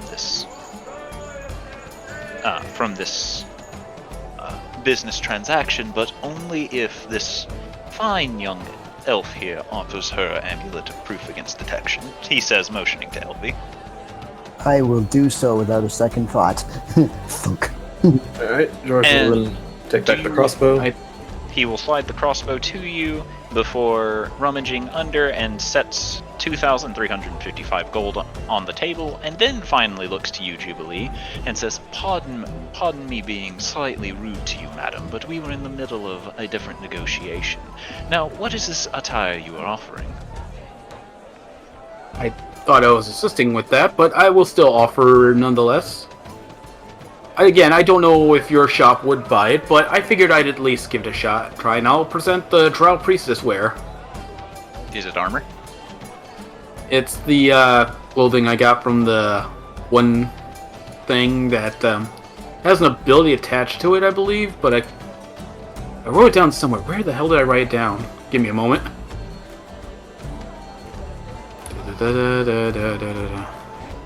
No, not that, not that. Not that. Oh, wait, never mind. I forgot I had this still. I still have a Staff of Healing. Finding stuff all. Not the stick of Had we already completed the negotiation for the rope? Well, I can still sell stuff for You cash. can get more money. True. And it's an item I have not used. LB will very slowly look to the robe and just sort of look to Mr. Beads and say, May I have this now? One moment, we are still in the middle of the transaction. Absolutely. Take your time. There's no rush. Let's see here. Are you presenting the Staff of Healing, Jubilee?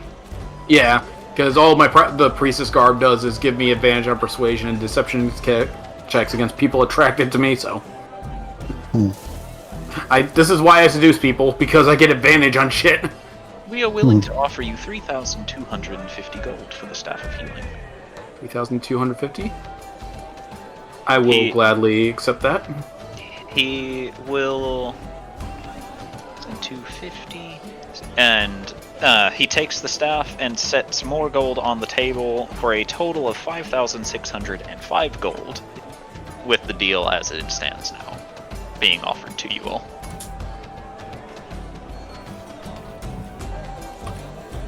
Now, you kind of see George is just staring at his boots. Is something the matter, good sir? How much were the boots again? Do you not remember, my friend? We've gone through a long list. Give him a break. 2,000. He'll look at LV and Jubilee. You can take your boots back if you want, buddy. He'll take his boots back. We're already past the thing. We're good. He will pull 2,000 gold back and say the gold you will now be attaining is 3,605. I believe that I think that will end negotiations. What do you two think? Yeah, I think we're good before I start losing track of everything I've sold. We've made money on this deal. May I offer one final item? I suppose. He will rummage under the desk, pulling out a gleaming silver sword, and sets it on the table, and says, "It is not quite as good as that short sword you possess, my fair tiefling, but it is still a good silver magical longsword. If you are willing to, trade, I can part ways with it for 3,000."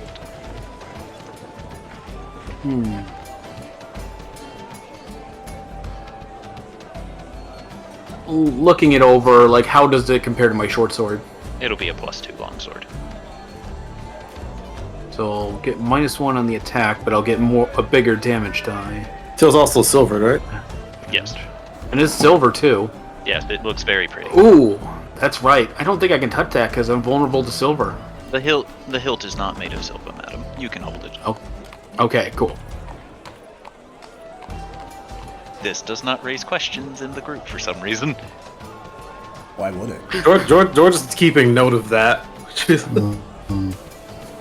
No, those two don't know about Jubilee's thing. Yeah, that probably raised an alarm for them. The silver. Yeah, there is a little bit of an eyebrow raise, but like, wait, what? Now, are you willing to accept this for 3,000? If you are, the gold you will be obtaining from the store is 605. And if I were to trade my short sword for that sword, are you certain that you would want to do that, madam? If you don't mind me saying, Jubilee, I would also advise against it if you end up having to drop your weapon. I suppose you're right. It is always good to have an extra weapon in one's back pocket. Or in one's boot. I believe the dwarf would agree with that. If you guys don't mind, do you mind if I get the sword then? Yeah. We'd still be getting money back. Yeah, we'll still have enough for the gems as well. All right, diamond. I believe we've struck a deal then. Marvelous. He sets the sword on the table, meaning the robe and the sword is now going to you, and all items offered to be traded to him are going to him, as he removes gold down to 605 in total. I was just gonna think man, I'm gonna miss that longsword. LV is looking, or is picking up the robe and is just staring at it.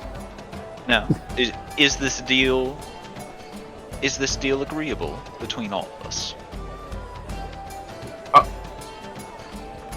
LV looks at the other two.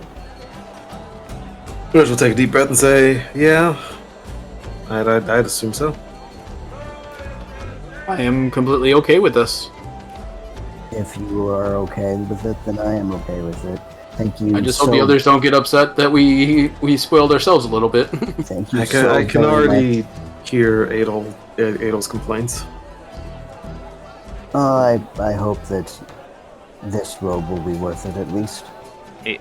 Mr. Deeds will take all of the items traded, putting them away, finalizing the deal, and say, "Thank you for your patronage. We hope to see you again sometime." Oh, I believe that will be a given. What do we say, Mr. D? Thank you. Thank you for your assistance or your service. Yes. I apologize for that taking so long.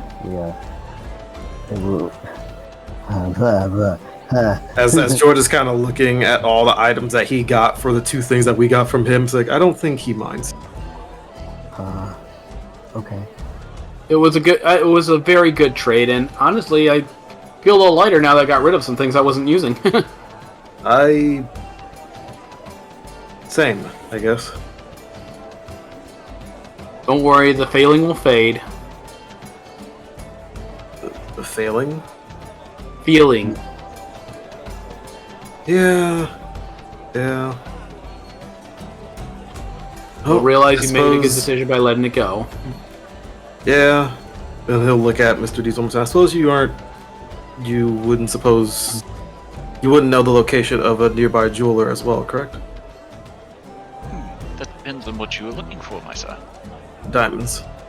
One moment, he says, walking into the back, and about 2 minutes later, comes back out and says, "How much?" 2,000 gold's worth. He sets a bag on the table. Is it okay if I take a look through? He motions his hand for you to go ahead. He'll take a look into the bag. There are a lot of diamonds in the bag.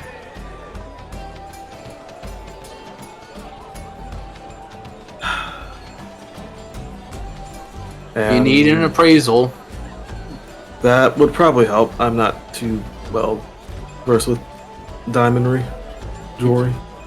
Jubilee will take a once over on it, make sure everything's up to snuff. I'll Do you assist. Do you, any of you have proficiency?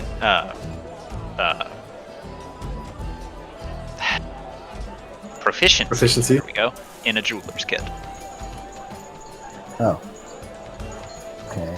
No. Not Not yet, at least. I could tomorrow. No, but I'd like to make an argument, if I can, DM. You may try. As one who was raised in the family I was, and the amount of items we exchange, I could probably tell a fake from a real one. That's all I'm looking for. They're real. You can tell that much. Okay, that's all the info I wanted.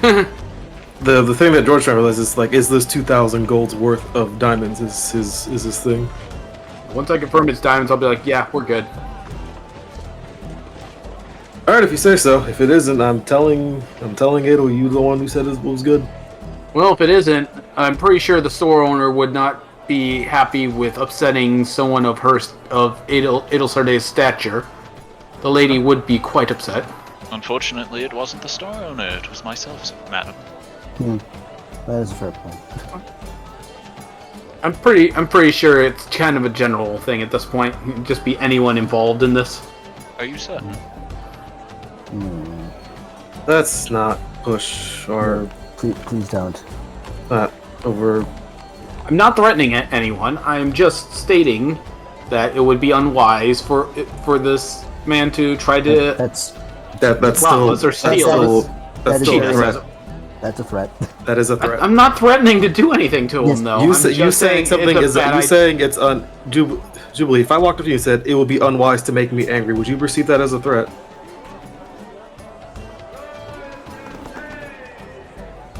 Now imagine it's Hubert's thing. That would be a promise, not a threat. If you'd let me finish, it'd be unwise for him because it would be a bad business decision in the long run. Like, it's not a threat, it's just general common sense. You need to let me finish you didn't let me finish my words, guys. But that's still... You know what? He'll just give the 2,000 gold to him and say, and he'll take the bag of diamonds. We appreciate your help. And I appreciate your patronage. Yes, thank you very much. We can talk about the differences between a threat and a non-threat as we make our way back to the inn. That's alright. After seeing the other two leave, she'll just turn to Mr. D. You know I wasn't threatening you, right? Like, I was just stating it would be a bad business decision. It does not matter to me whether you were threatening me or not, madam. Do you believe? Just kind of throws her hands up, frustrated, just like, whatever. I swear these people don't know how business works. And as they're walking, I feel like I can already hear Adel complain that we didn't negotiate anything. Well, we tried, but... We negotiate a lot. You tried once. We did try.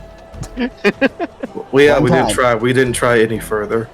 Yes, we did try one time, and that is more than 0 times, so... Yeah, Yes, but if I tried my source of negotiations, you would have a problem with it. Yeah, but I feel as if Exactly. with how much stuff we've gone through, I feel like we kind of underestimate the items that we possess. I if I'm certainly a do bit- not. Again, if I'm gonna be fair, I just got rid of stuff I wasn't using. I also was wanting to get rid of stuff I was using, but you saw how quickly he raised the price of my crossbow. Yes. Yes, When they wanted it, it was a business move. Like, he really wanted your crossbow, so he was willing to pay more for it. I noted that, and it was a little bit shady, but as let me try again. Business men will do shady things. There. I need to take you two to the Solarian Bazaar at some point, just to show you how really shady things can get. As far as business goes, that was pretty clean as it went. If you're talking about an underground marketplace, I've already been there. No, I'm not even talking about the underground. I'm talking about the regular bazaar. Those people will try to sell you anything. And if it's useful, I will probably buy it.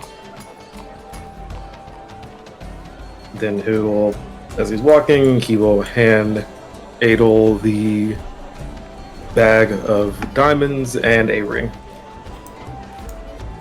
She'll take the diamonds, but we'll look at the ring. What's this? Hubert George, is- how forward? Hubert is also looking at the ring. Why are you... Door to look around. Why are you... It's a ring of evasion. Okay. What does that do exactly? It will help you if you were to come to the... I've been around Elder for too long.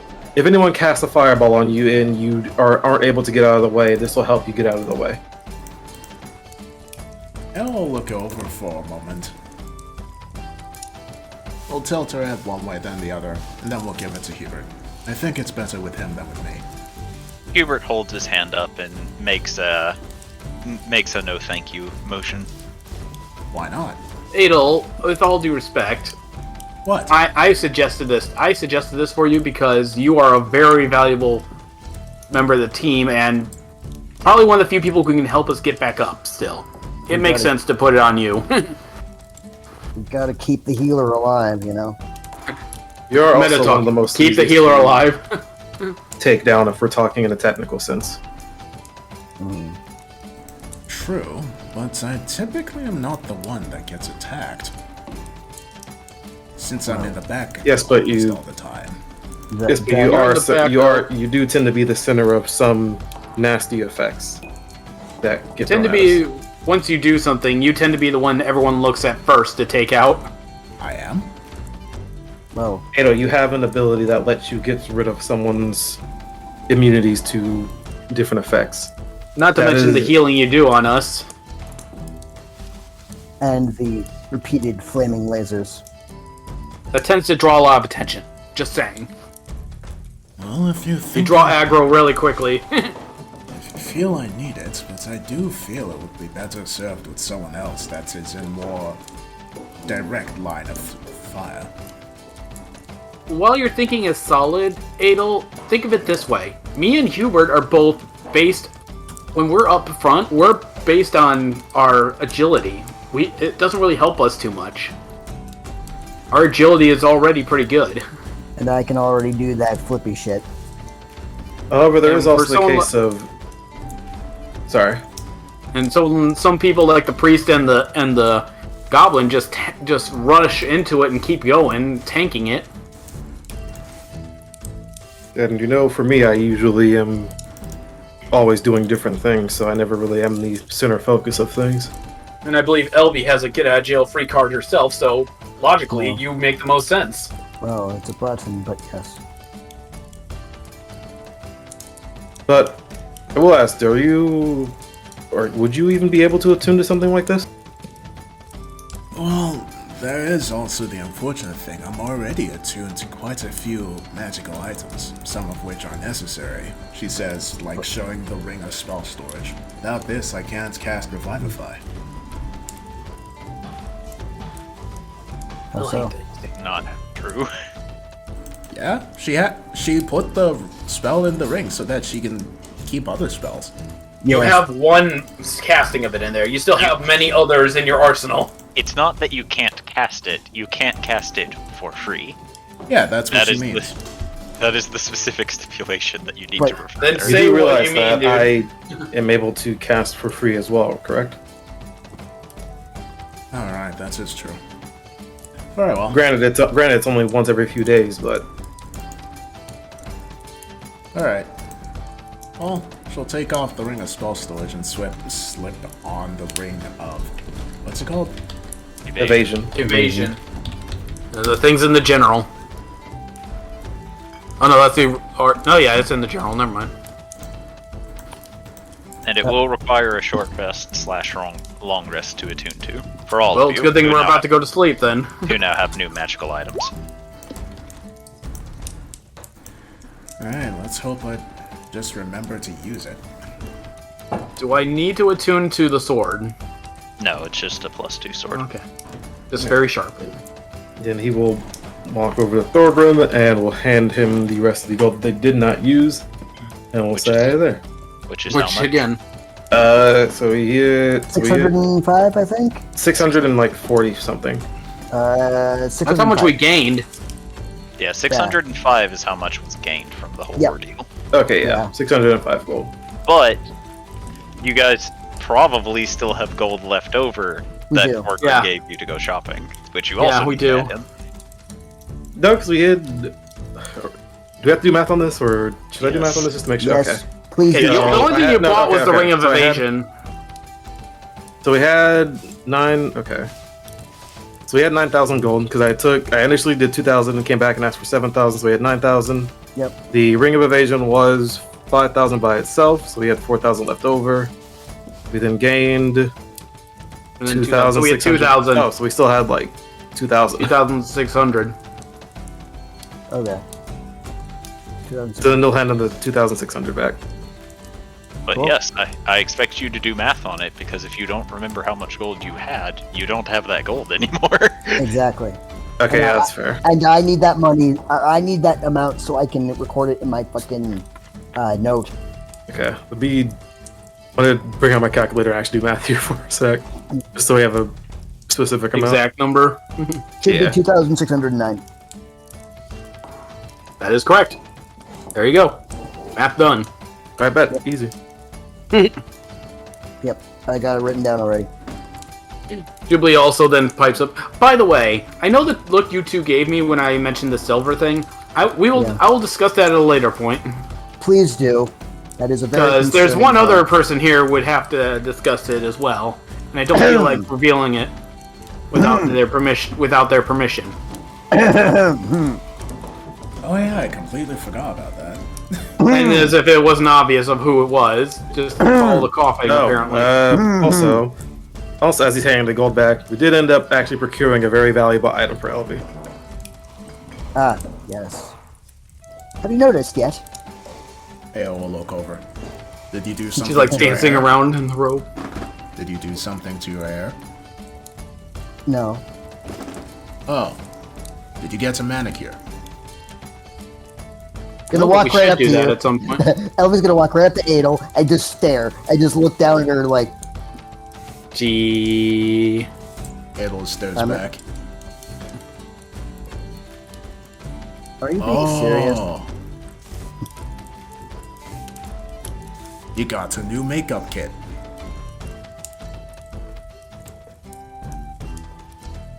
Adel Sarday, Yes. are you being sarcastic, or are you truly this blind? Blind? No idea what you're Yes. talking about.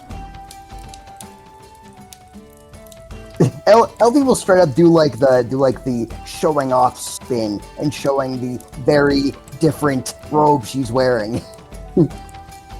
Adel stares flatly. Ah, you got dancing lessons from Jubilee. Hubert will then just very gently tap Adel Sarday on the back of the head. Adel chuckles. Yes, yes, I am aware of your new robes. I was about to say you are insufferable sometimes. Blame Don't him. I know it? Blame him. And she gestures over to Hubert. Very well, I will blame you. And LV gives Hubert a look, but it's like the look of like, I don't actually blame you. But yes, this is a very, very, very, very powerful robe. Actually, it provides a myriad of benefits to casters like myself, and even for yourself. And it was extremely expensive, and I very deeply appreciate the others sticking their neck out for me and buying this for me. Oh? How expensive? Quite. It was originally like 30,000, somewhere around that range. Around that. 34,000. 34,000. So you were able to barter it down? We were. Impressive. We unfortunately We had some highly valuable items on us. we had to do a fair bit of trading and bartering, but yes. Roll deception. Why? You did not barter. Yes, we did. Bartering once is not a You fair bartered amount of once. bartering. Bartering once is more than bartering none. Therefore, we technically did. Therefore, it's not deceiving. But you said a fair amount. One time is not a fair amount. A What fair is a amount. fair amount? Trading was the fair amount, though. A fair amount would have been 2 or more. No, that's a couple. Oh my god. Troll of deception, the DM has said it. Hold on. You know what? Well, I'll it's do gonna a Google. make you do it with disadvantage now. I'm going to do a Google search. I'm going to Google what is how much is a fair amount. And if it Jordan, says this more is than one, an extreme you have to amount roll. of petty, dude. Good luck finding a single answer to this question. Check Reddit. Oh Who the fuck god. trusts Reddit? That's another one that's gonna be really, yeah. Reddit alone will give you 5 different answers. Uh-huh. Am I the asshole? Yes. Oh, God. Is always the answer. That one's the only one where we can find a consensus. Like, no matter what the situation is, at least one or both parties are the asshole. A fair amount is a fairly large amount, number, or etc. Which one is not a large amount? Please roll deception. I objection, sir. Yeah, I very much object. It does Whatever. not say it's an amount more than one, nor does it give a numerical value. Screw And you. it's a net 20 anyway, so fuck you. Oh, that just to get a crit. What the fuck was this? I think we beat the DM, guys. Roll 20 agrees with me, damn it! What's this past like 10 minutes all about? What was it all worth? What are we here for? Why are we doing Just to this? suffer. Yeah. Oh, he's still doing this. Hold on, do I have that soundbite? Well, Every night I can feel my leg. That was a deception against Adel, so I guess she needs to roll. Oh, She gets oh. it. I don't know. Do I even want to at this point? Fucking should. might as well. you should. I forgot I had the soundbite. Like, There how do you you man, go. how do you man- I was waiting for like another nat 20 or a nat 1, like just for shits and giggles. If Oh, hold on. I We didn't- win. I did We not. fucking win. Fuck you. That's not true. Hubert gets to roll. oh boy. Okay. Well, he rolled a 25, so. Yeah. Does that Well, beat a crit though? You don't know. And if it did, he can't say because he's not allowed to talk. Can I give him disadvantage by distracting him? Technically, it doesn't matter. I mean, No, you fuck won't it. If say we're being this anything petty, can I Oh give him my God. disadvantage by distracting him? flash him. It depends on how you attempt to distract him. I feel like I need to go to bed. I walk by and just grab his butt and then leave. This was not successful enough to distract him, No, unfortunately. I tried. I imagine Hubert just saying completely deadpan. Thank you. Gets groped. Remembers that he gets groped by her all the time. Doesn't care. like oh. Oh, that's not new. For a second, I thought that was someone else. Never mind. Ellie will smile, and will just looks happy, very happy.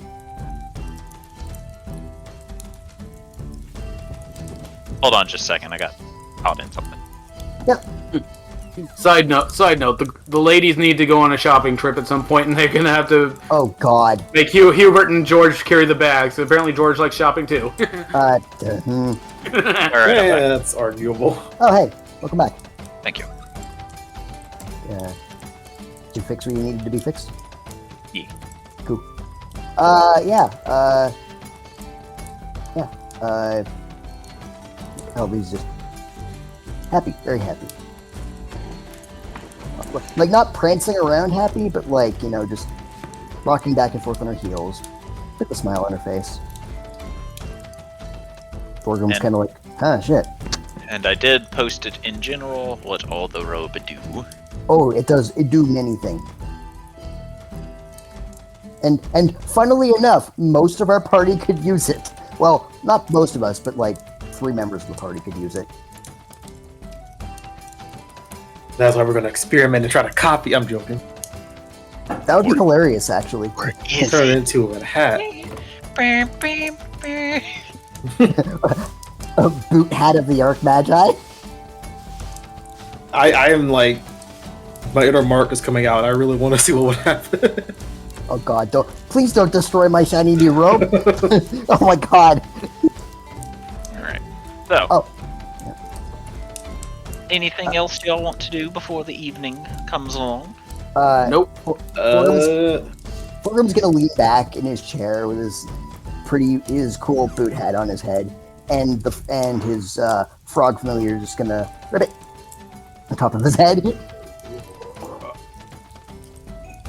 It will give Hubert permission to speak after a while.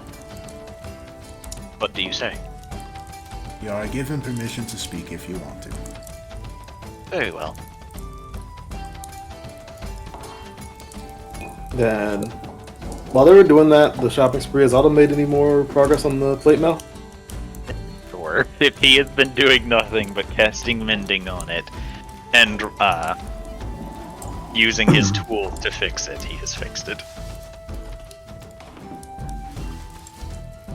Alright, I'm done. No, I'm probably not going to work on anything else for a while. I Flops did on the it! table. I did it! Head first into the thing. I did it! Yeah, pretty much. Elby's gonna get up and is gonna put a small blanket on Arnold's shoulders. Hoppy, take him to a room. Hoppy will look to Hubert before very calmly picking up Otto and walking off with him. Wow, I fully expected him not to listen to you. Why? He knows better.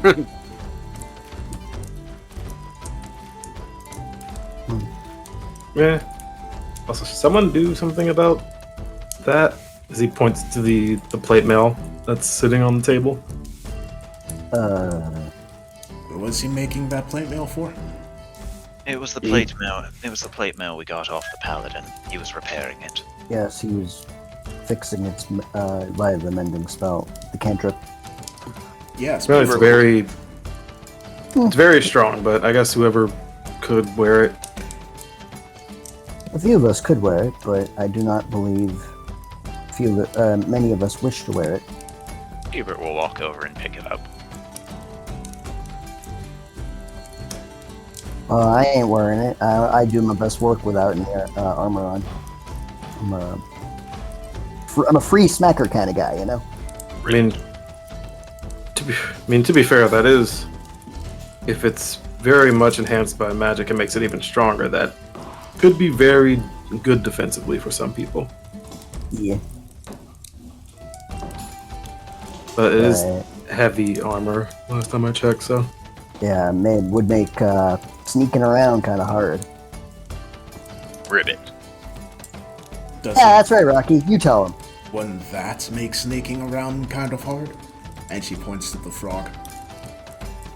Nah, Rocky's fine. Ribbit. I'll look to Thorgrim and be like, Thorgrim, can you even wear heavy armor? I mean, I can, but like, I don't typically want to. He has level than fighter. He can in fact wear it. I can wear pretty much anything. I mean, that would really make you a lot harder to hit if you wanted to use it. I mean, you think so? I feel like a lot of my flippy monk shit might get in the way of the heavy armor stuff. It would slow you down, Thulgrim. Yeah, figured as much. It would reduce. He would no longer get his monk movement speed if he wears it. Ah, okay. Not only that, I'm pretty sure it would also probably limit some of my other monk abilities. George will think to himself for a second. God, I've been with him for too long. I forgot I can wear it. Well, shit. Wait. He'll look to it again and just. You should probably ask Otto's permission. He is the one who fixed it. He is the one who fixed it up, after all. I could have sworn that he was planning on giving it to someone, though. He very well may have, but Otto can also wear it. Otto That can is also wear it? true. Yes. Then Yeah, he he's been should- trained. He's been trained by Hubert to learn how to fight. So Then he should wear it. If he wants to. DM, quick question. Quick answer. Can I attune to 2 items at once? Sure. Cool, because I have 1 space left after giving away a bunch of my stuff. So LV will procure the dragon touched focus from Thorgrim's bag and attune to that as well. Alrighty. I'm just now realizing that George has not changed up his armor ever since joining the group. He sure hasn't. He's been stuck with this chain shirt for the past however long he's been part of the group. Not like he's needed it to change it, has he? Don't Not fix really, what's ain't but- broken. Not really, but still, it's not magical armor too. He's just been using a regular chain shirt. If it works, it works. Yeah. Gonna change it and then start getting critted every time. See, the funny thing about it is you started bartering for new armor, and then you completely forgot the armor was on the table and never went back to it. Yeah, I realized that, but then it was just Whoopsie. like George's mindset is just like that's a very expensive piece of armor that I could probably see if I can get something better at Haven. That was like his thought process there, and then he's gonna end up regretting it when he can't find anything better. Mom! No. Although with him having a legendary fucking robe, he's now starting to regret not getting the armor. Buyer's remorse. Yeah. But he just gets back, sits down, starts enjoying a nice meal, and then it just goes click, and suddenly he remembers he forgot to buy the one major thing he went there for. The Metal Gear Solid. Fuck. As he's, you know what, fuck, he's gonna sit there thinking to himself for a second, sitting back in his robe, getting ready to sit down for the day, and then he'll realize, I forgot to get the armor. It will peer over. Well, it's a shame. The place is probably closed by now. Yes. And we, not only that, we don't have a lot of money anymore. I don't believe you'll be able to get it now. And there's a good chance that someone will buy it tomorrow, too. Real shame. That's crazy. Forgot I had that one on standby too.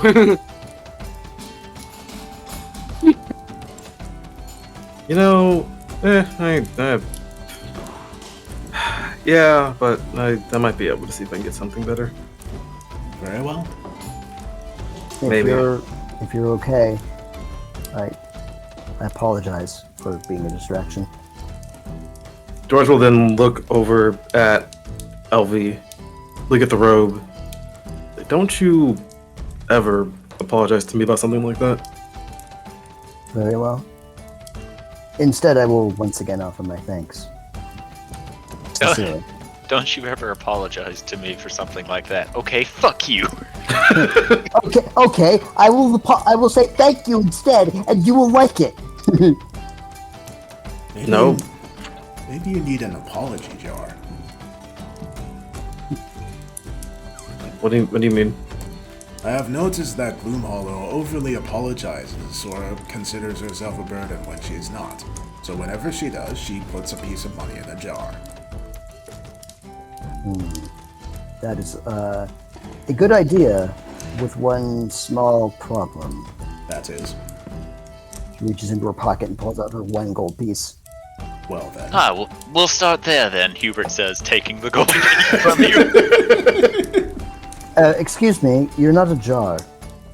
Hubert will pull a jar from his pack and drop it in. There we go. George will then slide over 2 more pieces of gold to Elfie. And I'll put them in the jar as well. So we have it settled.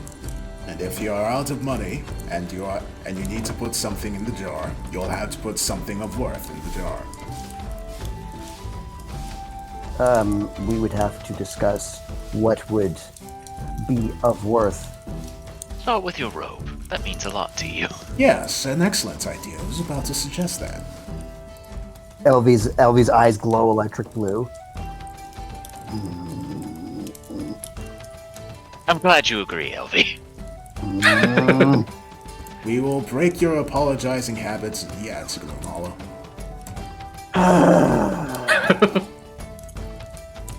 Thank you. You're welcome.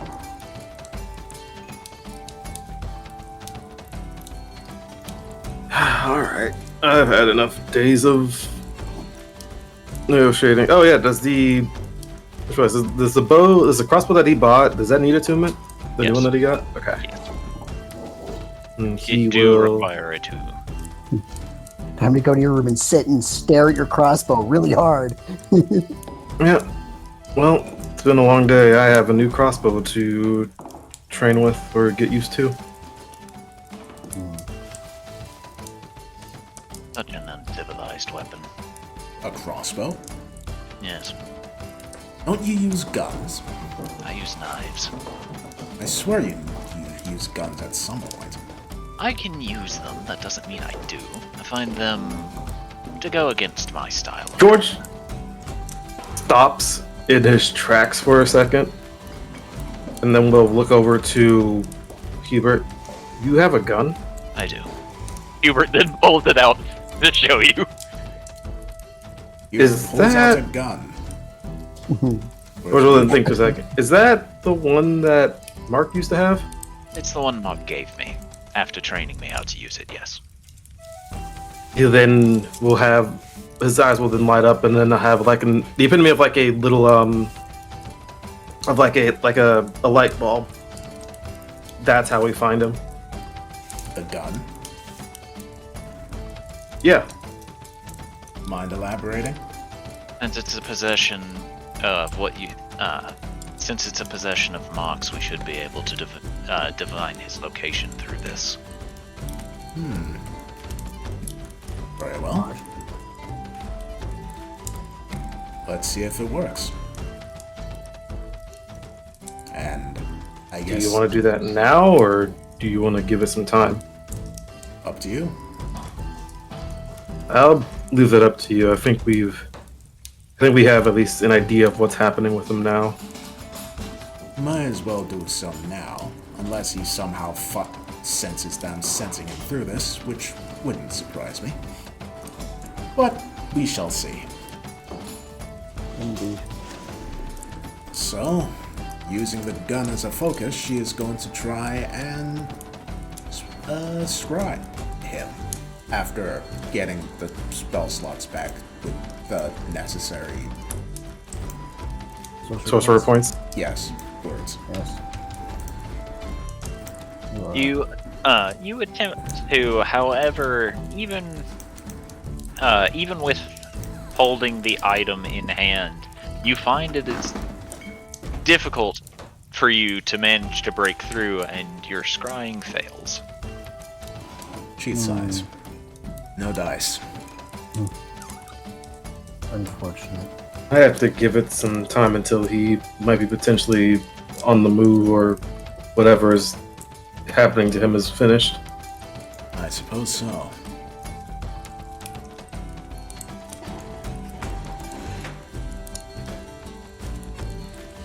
Well, anyway, I'm turning in for the night. Good night, George. Good night, George. Night, buddy. Good night.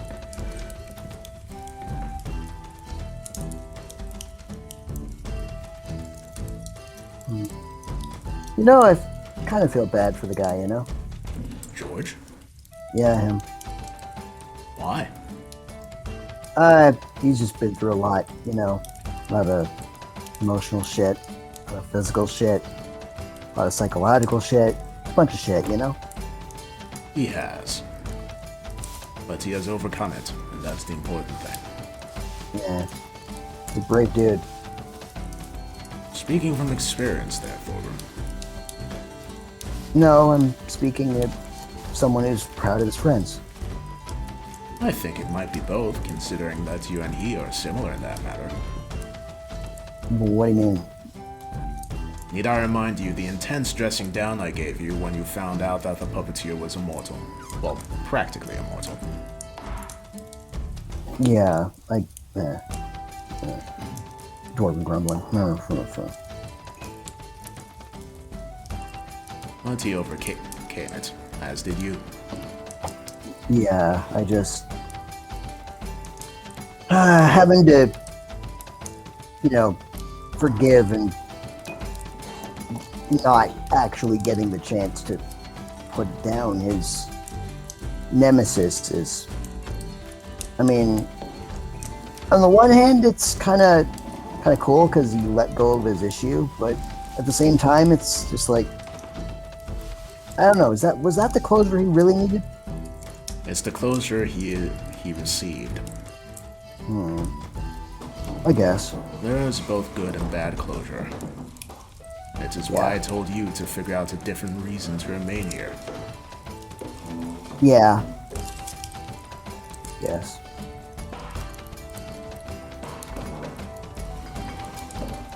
Still miss him though.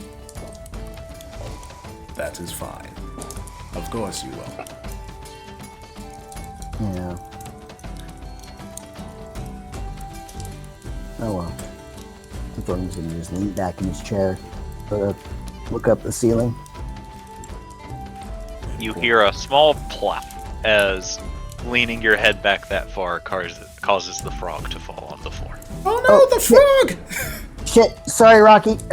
I'm gonna go pick up Rocky and kind of cradle him and just be sorry, buddy. Ribbit. Yeah, I'm sorry. You can be mad all you want. Ribbit.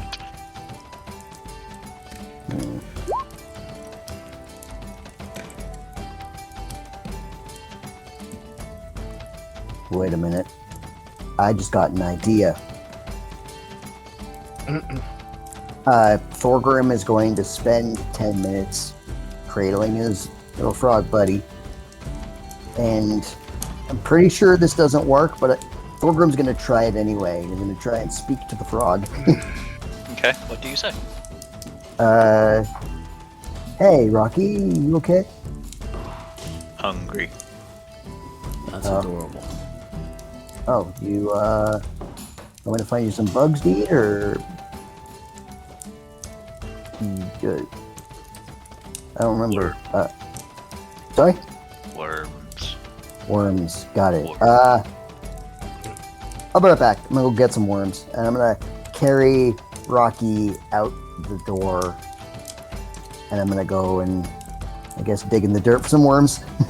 As you exit the door, his tongue shoots out and snags a beetle, which he begins crunching on immediately. Oh, cool. That works.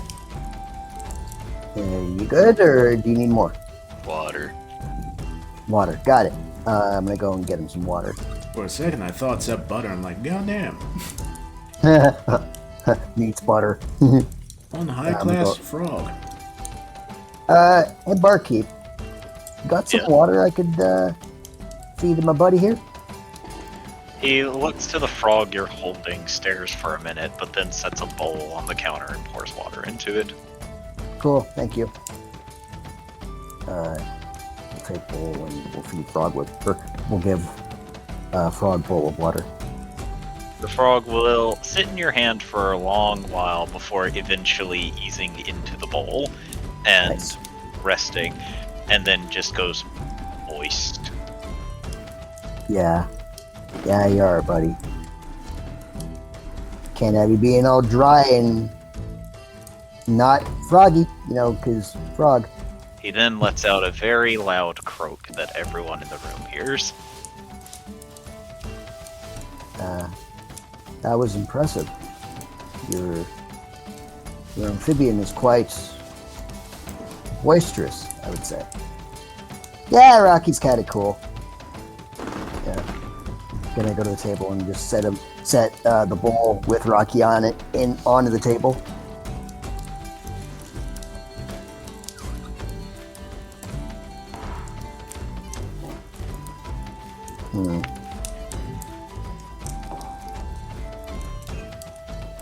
Hey, Adel, Yes?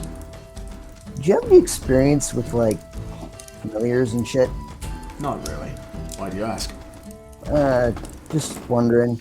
I mean, Rocky here was kind of made, found, brought here. That boot hat I have, and I think he's like a wizard thing, familiar thing.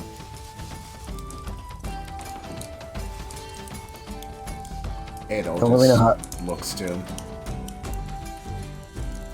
I don't really know how that works. So, what is the question you're asking me exactly? Just wondering if there was like extra things I should know about familiars and stuff like that. Should she, I guess, can Adol roll Arcana? They're just little animals that you can see through if you want to and cast touch spells through if you have them. Well, Adol will relay this information. Oh, I can see through Rocky's eyes. That's kind of cool. Thorgrim's gonna try that. Just sort of close his eyes and see if he can see through Rocky's eyes. Alright, it takes a second, but you do in fact see through Rocky's eyes, and you see, apparently Elvie, as that is who Rocky is staring at. Hey, cool. I can see Elvie, but from like a smaller distance, from like a smaller point. It's like frog vision. Ribbit. Fascinating. Frog vision, you say? Yeah, frog vision. Like, I'm not looking, but Rocky is looking, so I'm looking through Rocky.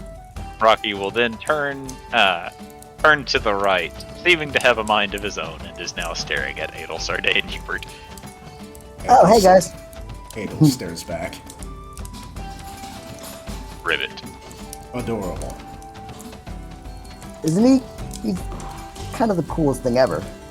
That is not true. Oh. Oh, then reach into her cape pockets and pull out Herbie. This is the coolest thing ever. Thorgrim will like grab Rocky and just like, no. Rocky will squirm in your hands, trying to get back to the bowl. Oh, I'll put him back into the bowl, but I'll like push the bowl away from Birdie. Just like, no.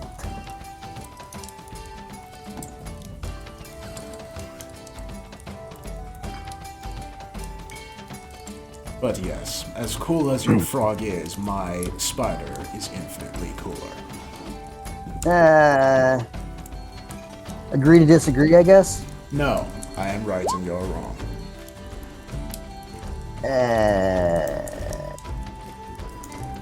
Sure. Glad you agree.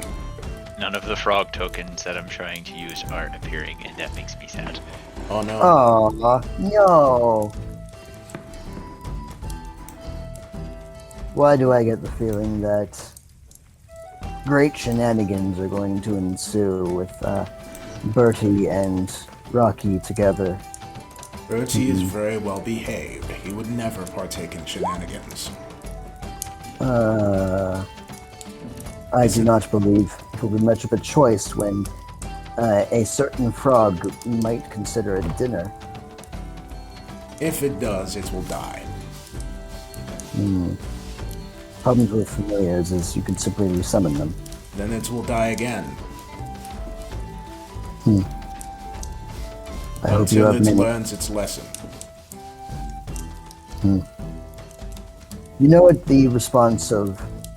I don't normally speak frog, but I am very sure I can think of the exact response that you will get when you defeat the mighty familiar for the 517th time. And that is? Ribbit. Well, Ribbit. There's a simple response to that.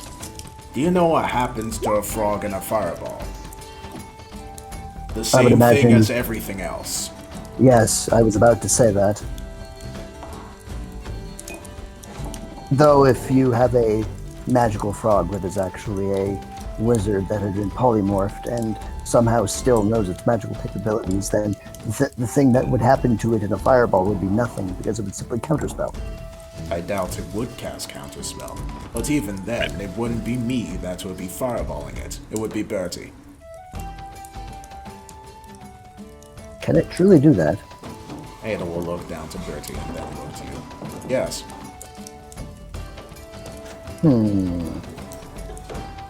As if on cue, Birdie will suddenly spot a small fly that it shoots with a firebolt.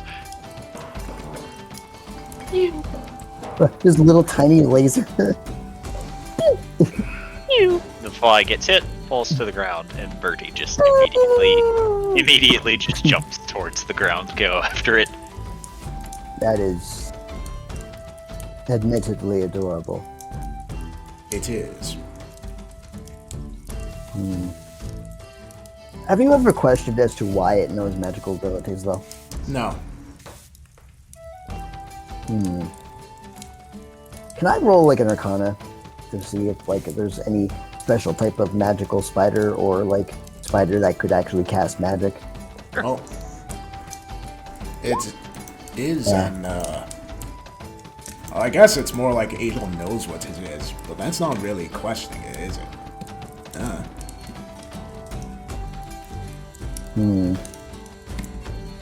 Your mysteries elude me, little spider. It's an awakened spider. As you say this, Birdie gets back on Adelsarde's hand, notices that you're staring, and waves at you with one of its front legs.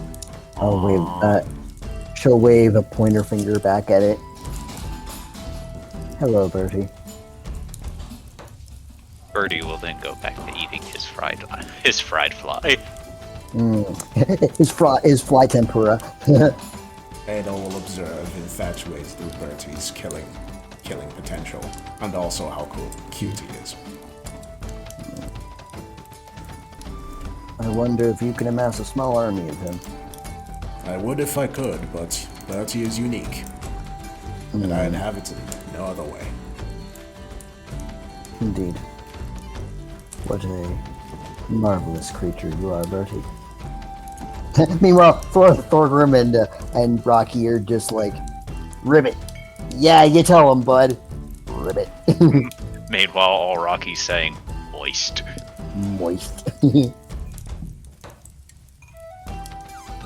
I just love the juxtaposition of Birdie being smart enough to cast spells, wave, and just gesticulate, with his little spider hands, and then meanwhile Birdie just moist. And meanwhile, the frog is a frog. Yeah, frog is going ribbit.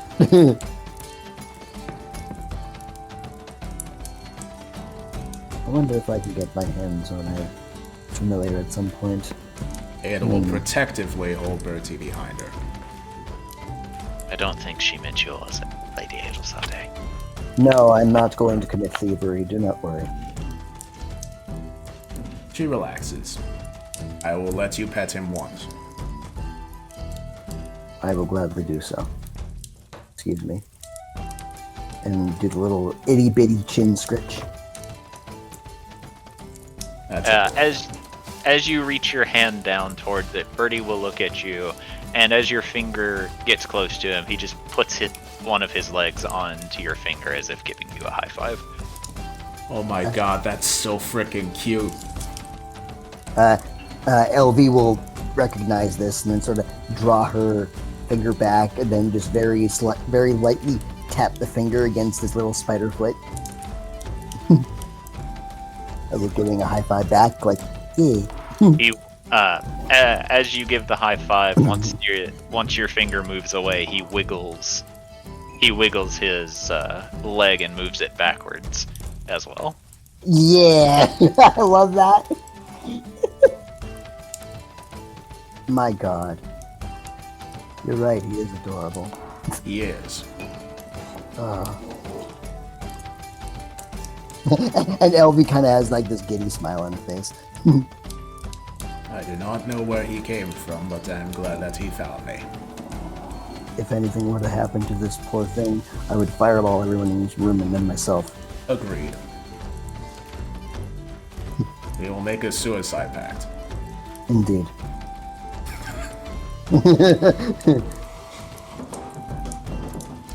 Two elven women helplessly in love with a little spider. It do be like that. Indeed.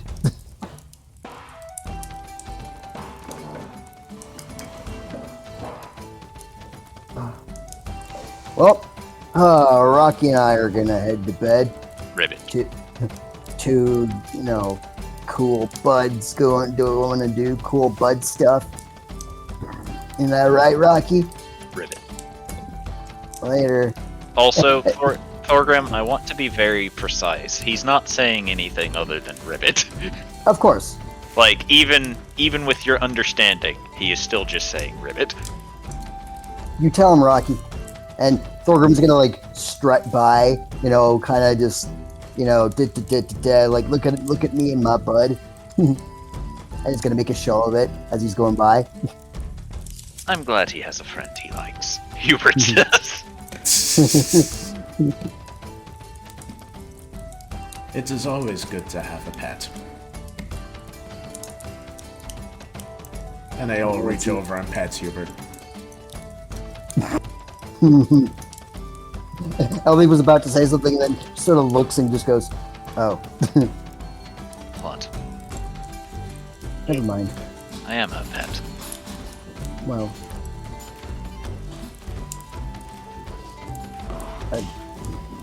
Elby just sort of goes, huh? How do I respond to that? Yeah, how do I respond?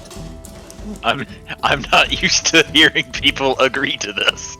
Exactly. Like, I have a 20 intelligence and a 16 wisdom, and I'm completely flummoxed. I have nothing to say. The elf is flummoxed. What's the matter, Gloomhollow? Nothing.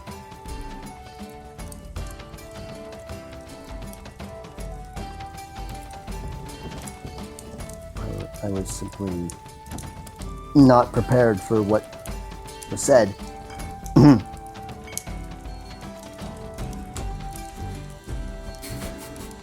Shall I leave you two alone then? If you want to. I feel like I should. Good night. And thank you for... Well, thank you. And it just leaves. Is it something we said? I believe she was having lewd thoughts, my lady. Wow. Didn't think she had it in her.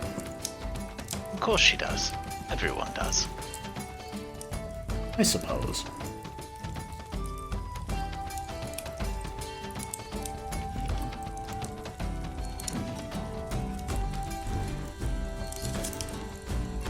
Well, Some more so than others. Cough, Jubilee. Cough, cough, cough. Are you referring to Achoo. Jubilee? Of course I am. Yes, I should.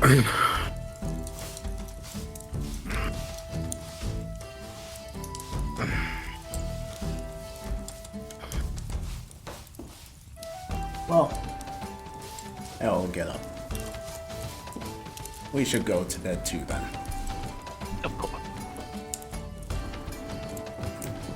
I'll put Birdie away and make her way over to a bedroom.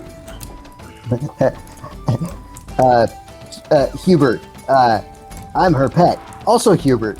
Oh, we should stop making weird thoughts. Well, see, he was like one impulse control away from when LB said, "I should be going," from going, "You could stay and watch," Jesus Christ. just to see what would happen. I kind of wish you did now.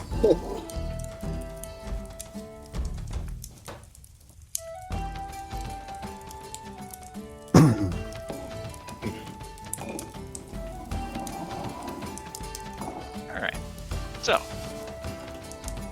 with everyone settled in and Beastie standing in the hallway, Oh no, she's sleeping in the hallway. eventually, Beastie, you will feel a tap on your shoulder. She'll open her eyes. I'm afraid you can't be in the hallway, miss. We're locking down for the evening. She tilts her head. Okay. So please make your way to a room. Alright. She'll then try and open Scalodius's door. Not that room, an empty room, miss. Why not?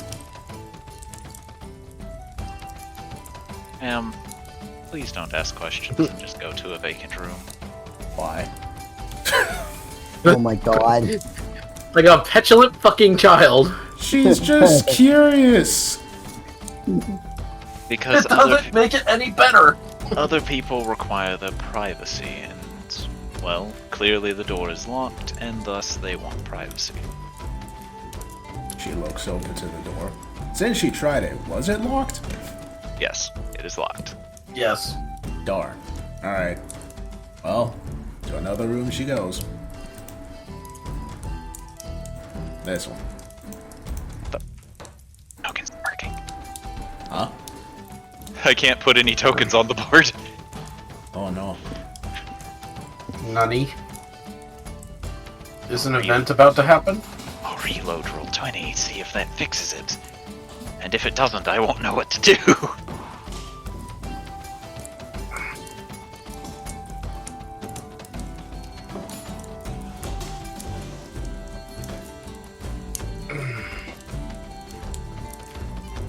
There we go. Okay. I can now put tokens on the board. I don't know why I couldn't prior, but I can now. That's all that matters. So what are you gonna stick on us now, Joy? Hold on. I could finally give Thorgrim his frog. Yeah. Come on, Rocky. Oh. Let's do Rocky things. Ribbit. Let's see. Controlled by Thorgrim for Shickles. Okay, there we go. Oh yeah. Ribbit. Alright, so. Through the evening, nothing of interest occurs. So, I need D100, the Order of Awakening. Since you're all in a civilized area of sleep, and more importantly separated, we can finally do the rolls again! Jesus Christ. Well, Adel's waking up first, we can guarantee that one. Jubilee is sleeping in. Apparently so is Scalodius, okay. And both of my people are asleep. Those are D20s. Yeah, those are D20s, I need D100s. Oh. Try okay. again. I thought I Okay, let's try it Guess again, asshole. Watch Hey, them Mike. be watch them be the same numbers. Oh shit! Well, it looks like Elvie and Adelsarday tied. What At the same time. fuck? Okay. The elves. Oh, and conveniently, she had the room right next to Adelsarday and Hubert. I wonder why she's waking up right away. Oh Probably. my. Probably the smell of coffee. Yeah, probably. Thor room's just out like a fucking light. As is Jubilee, apparently. Yep. But Adelsarday, you do in fact wake up with Hubert sitting in the room, currently sipping on coffee, as he usually does. Good morning, Hubert. Hello, my lady. Do you even actually go to sleep? Of course I do. How little sleep do you get? On a good day, about 2 hours. On a bad one, 3. Fucking hell. You're going to have to teach me how you function at that level of sleep. No. Why not? It will make things so much more easier. It takes too many years of torment. Well, that's what long lifespans are for. Fucking what? I still disagree. Well, then, just stretch. Say, can you ask the innkeeper to run a bath? I think I would appreciate one now that I have the opportunity. Hubert will then leave.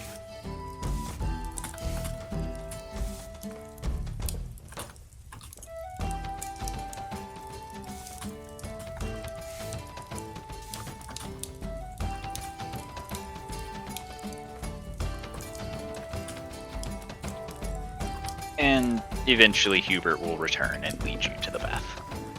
Alright. The bath. Oh, darling.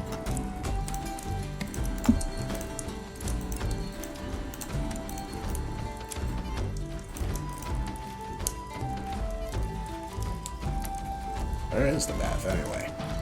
It's the black box made just for you. Nice. A bath in the void. My favorite. Oh, with a weirdly shaped bathtub. Delicious void bath. A non-Euclidean bathtub. My favorite. Oh, yes. Those are the best kinds of things. Euclidean things. My non-Euclidean bathtub, my void bathroom, and my Cthulhu rubber ducky. Those would all fit perfectly well in your Lovecraftian bathroom.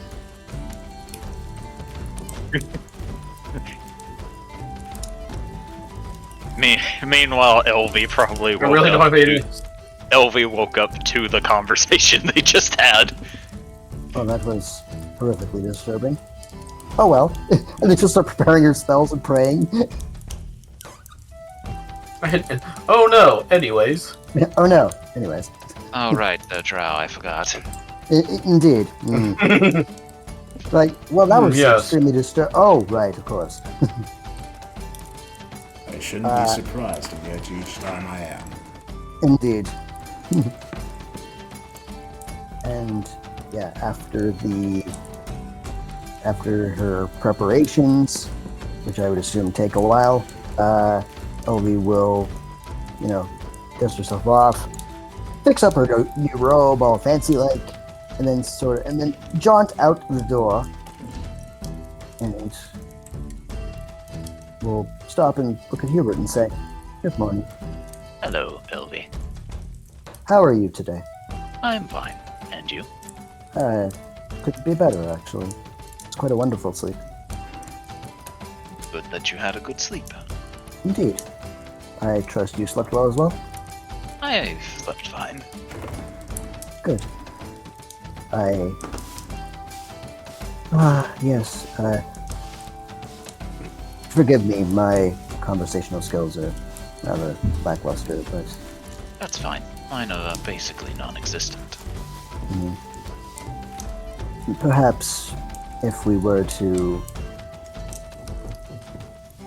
Well, converse is a weird way to say this, but maybe you and I could have a better time learning more about each other through silence in a book.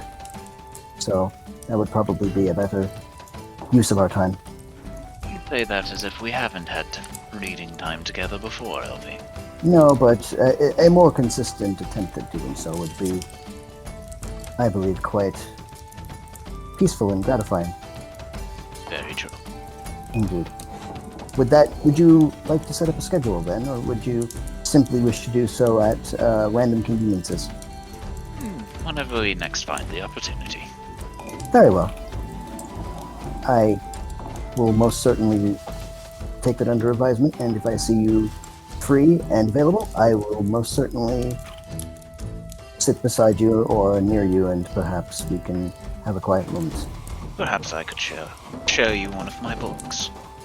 Oh, I would be most agreeable to that proposition. If you have any recommendations, I would be most interested.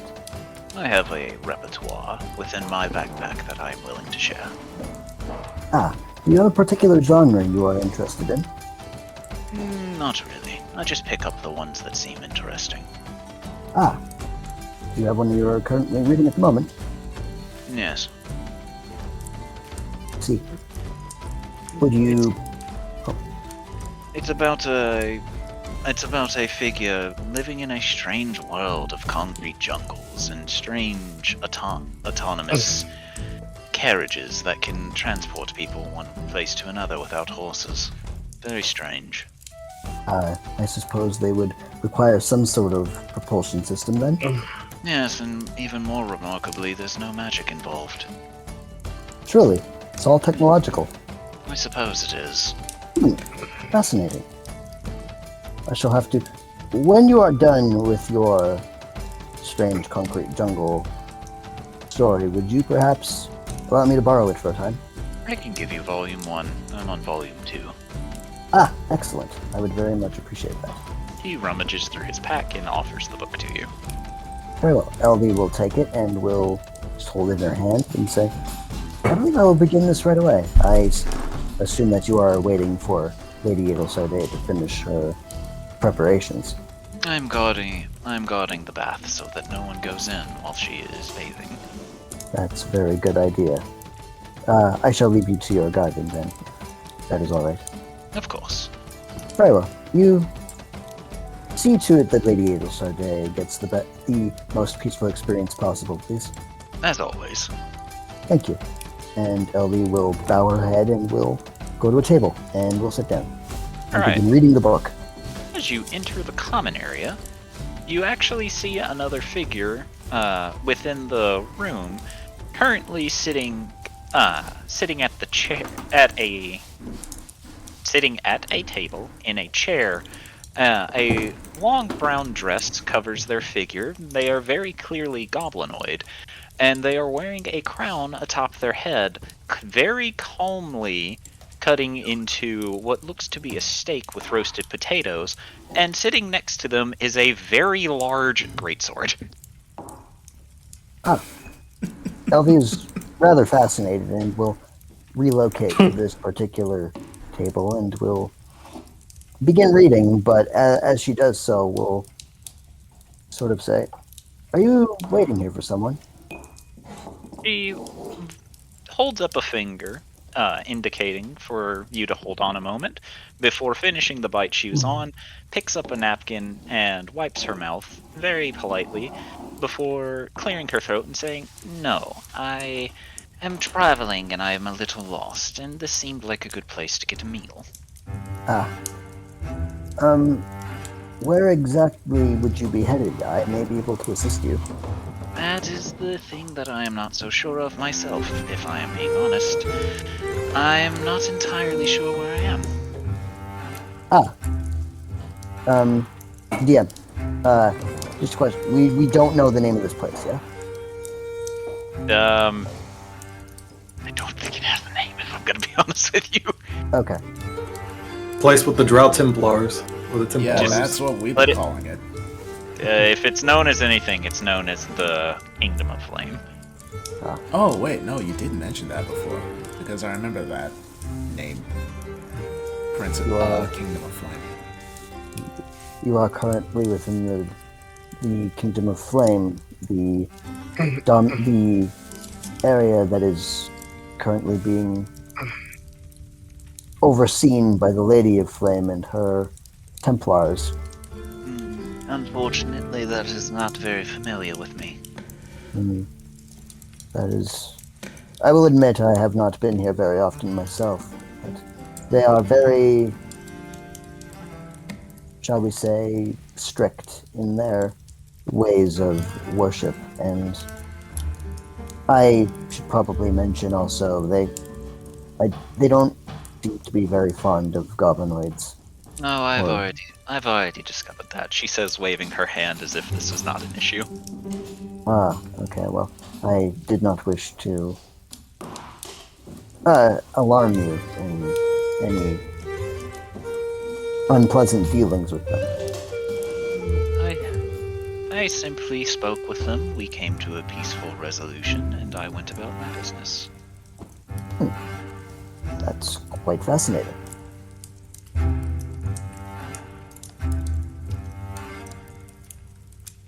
Can I inquire as to your name? Oh, I am Princess Bistella the 13th. You may call me Princess B. Princess B.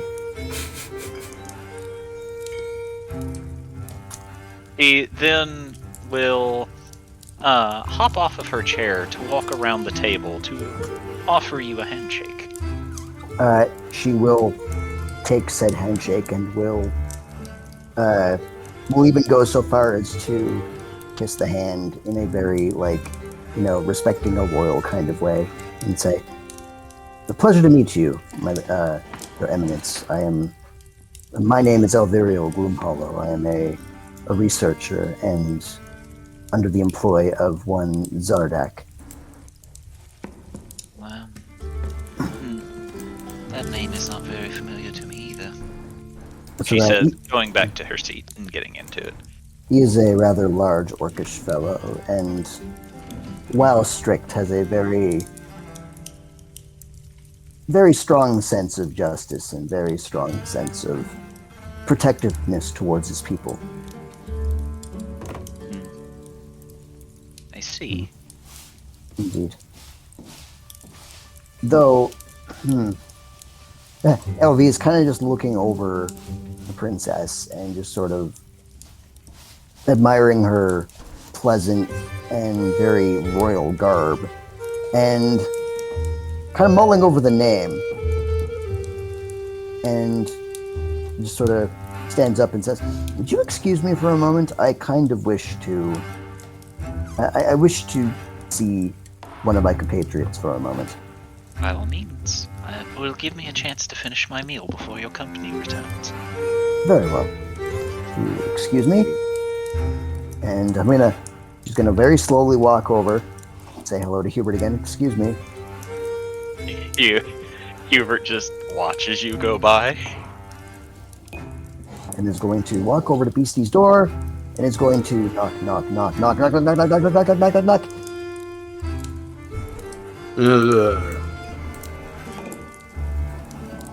Beastie will promptly pull open the door. What? LV, straight up tries to pull her out of the room. Ah! What is Elf? What's going on? "Goblin, follow me." Okay. And I'm gonna lead her to common area. Pass And by then Hubert, slam dunks her on the table. say hello to Hubert again as I pass by. And we'll go back to the table. Plunk Beastie on the chair beside me. And we'll say, "Princess Bistella, I present to you Beastie 13. She will wipe her mouth down again before looking at you, Beastie. Beastie will look back. Pleasure to make your acquaintance. She stares for a while, What's that? then looks to Gloomhollow. Who's she? This is Princess Bistella the 13th. Oh. She looks back to her. Back to... And I'm gonna lean in. Princess Bistella the 13th. Beastie looks Oh, at Bistella, looks at Gloomhollow, looks between the two. As you look at Bistella, she goes, I like your hat. Thank you. You like your dress? Thank you. I'm very happy to have this dress. Me used to have dress just like that. And she points to her rags. In fact, me still wearing dress, but me been in too many fights, so dress no longer look like that. It's a shame. You should have gotten it repaired. Yes, but me like battle scars. While they're talking, LV is going to excuse herself again, and is going to leave, and is going to go to Adel. Or no, sorry, Hubert, because Adel's still in bath. Oh, I know, she would have, like, been exiting the bathroom, so to speak. Now I'm very feeling and looking very fresh, refreshing and everything. The pocket space of bathroom.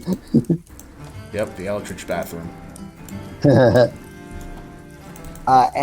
LV is going to stand beside Hubert and then wait for Adel to exit the bathroom and just sort of, it's not a look of concern, but it's a look of definite, I don't know if shock is the right word, but definitely a slightly uncomfortable look. And we'll just say, Lady Adel Sarday, we have a very interesting person in the common room. Oh. Is Yes. this Rashi? No.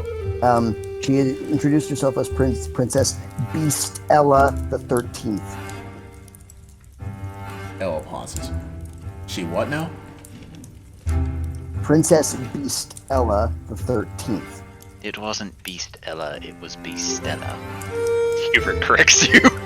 Sorry, the inflection was wrong, but point is, she is a goblinoid named Bistella the 13th. Why is I there a goblinoid called Bistella the... Hold on. And she's going to walk over, peer at the identical goblins. I'll walk back. What in the seven... I don't Do you even- see the issue now? Yes, I do. The puppeteer must be involved somehow, but it doesn't look like anything bad is happening. At the moment, but there are two goblinoids with very similar names that could in fact be alternate universe mirrors of each other currently conversing. I mean, that's not a bad thing as long as they're pleasant with each other. They seemed pleasant, but I just believe that it's I don't know, something seems wrong. I just don't know what. I mean, the fact that an alternate version of one of our compatriots is here the day after we joked about that occurring, it is too coincidental. Something is happening here. But whatever that something is, it doesn't seem to be a problem, at least. At the moment.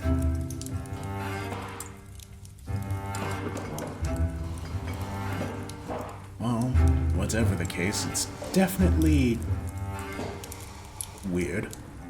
It's something we should probably keep an eye on, just in case. Agreed. Then, Hale's going to start walking over. Indeed. Perhaps you could bond over princessly things. Excuse me? Sorry. Royal things.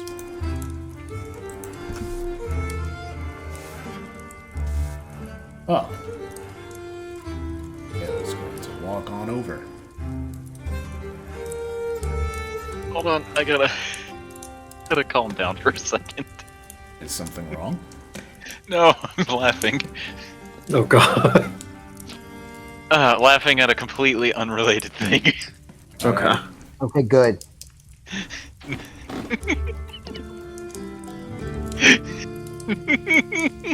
What are you laughing at?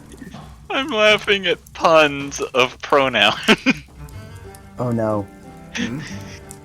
Yeah, I'm a she-they. Unsheathes my katana and slices you in half.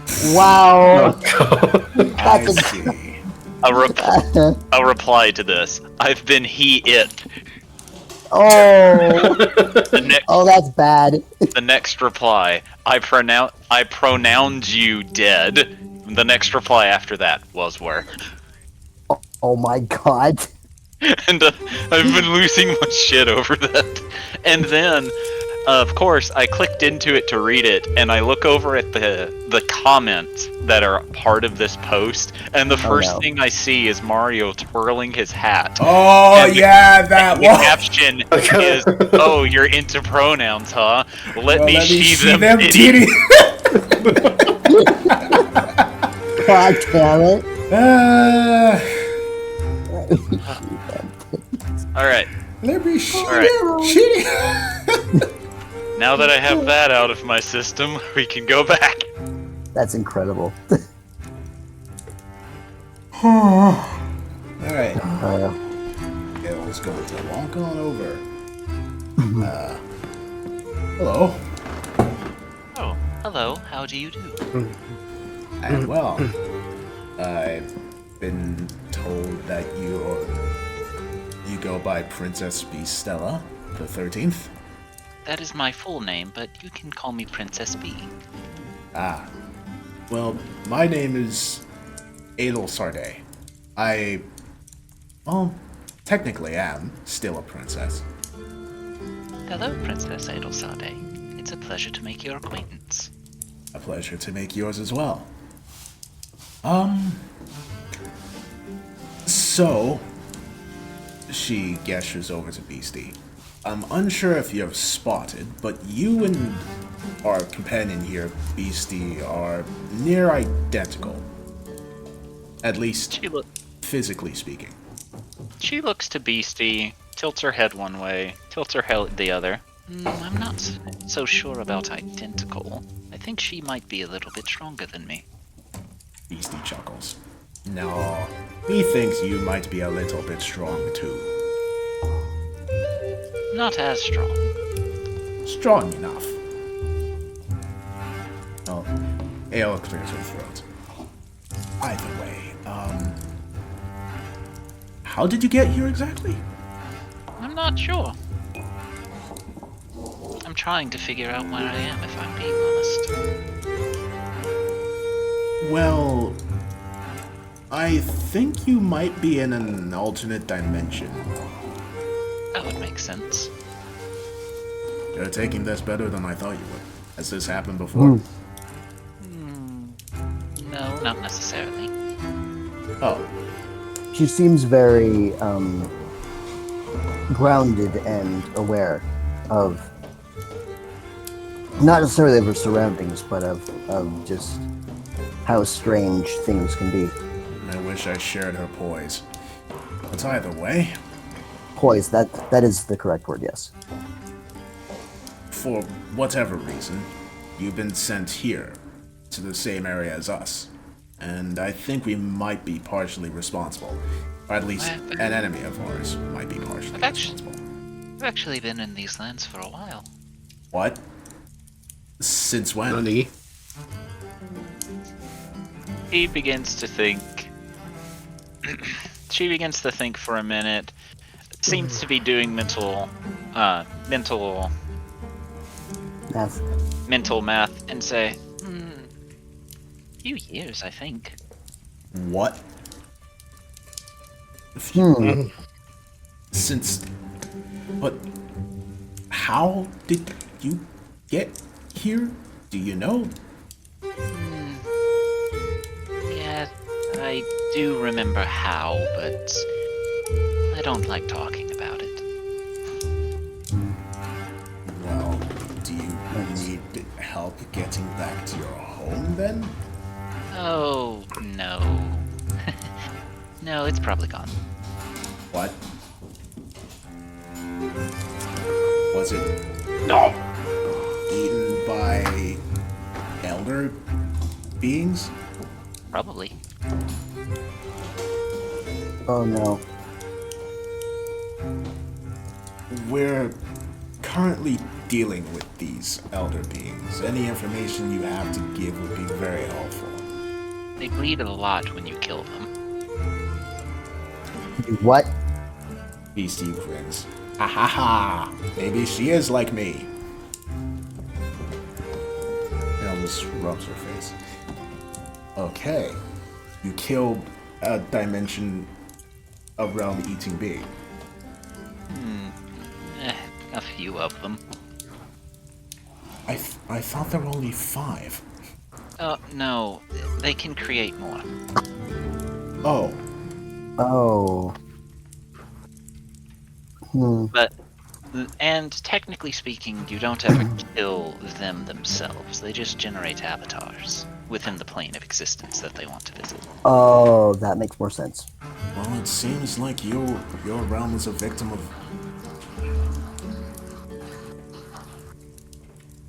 Bruh. It looks like your realm was a victim of the cult then. I'm sorry. It's unfortunate, but these things happen, unfortunately. These things happen?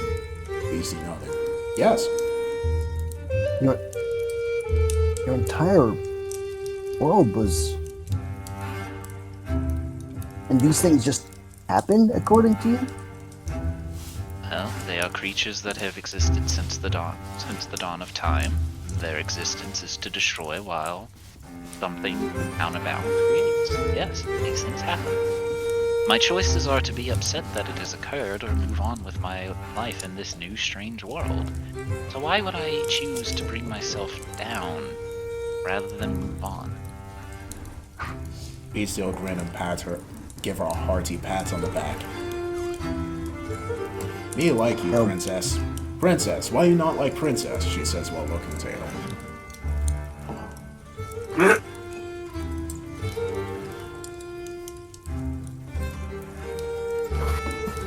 Oh, he sold that money back to Princess B. Princess, you friend now. You join us. Maybe.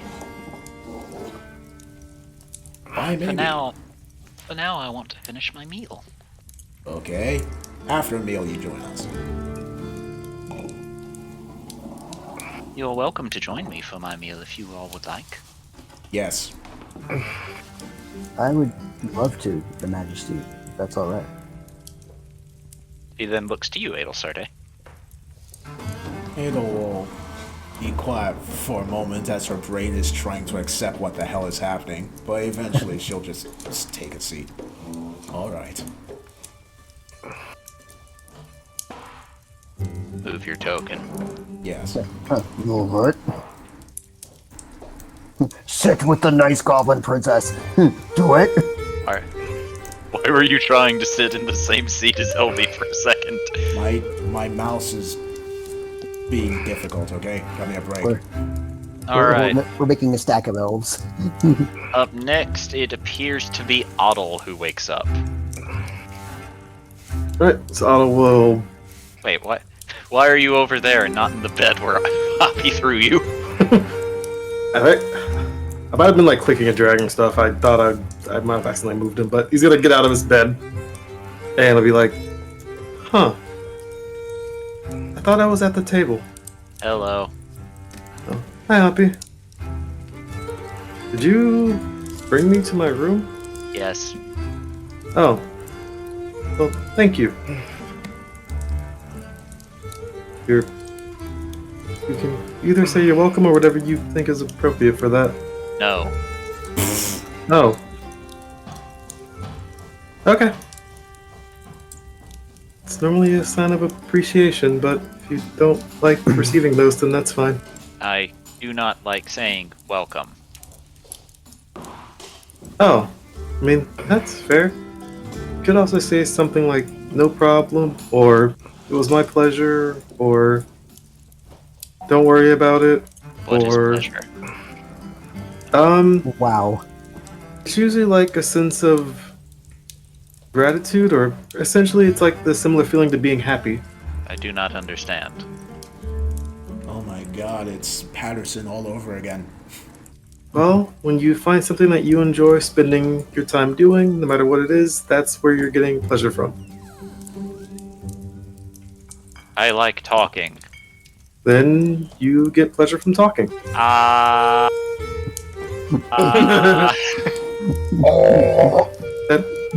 Well, if you do it all the time, then your pleasure will eventually run out. And that'll be the last thing Otto says before arriving. Hello, who's our new friend here? Pleasure to meet you. I'm the Stella the 13th. Oh, nice to meet you, Beastella the 13th. My name's Otto, and this is Hoppy. It's a pleasure to meet you as well, but you may call me Princess B. Oh, well, it's nice to meet you, Princess B. And then immediately Okog will turn as he sees Beastie right behind him. Beastie will grin. Wait a minute. Goblin friend. Oh, that's good. We have another goblin. Yes. Then Otto will then look towards Ado. Was this what you were talking about before with your guys' fight with the... Yes. with... More or less. He'll stare at her and then be like, okay.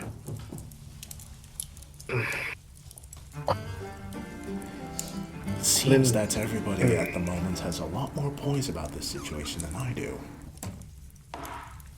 Well, Trust me, I'm trying very, very hard. Otto is very confused. He just doesn't want to show it right now. I see.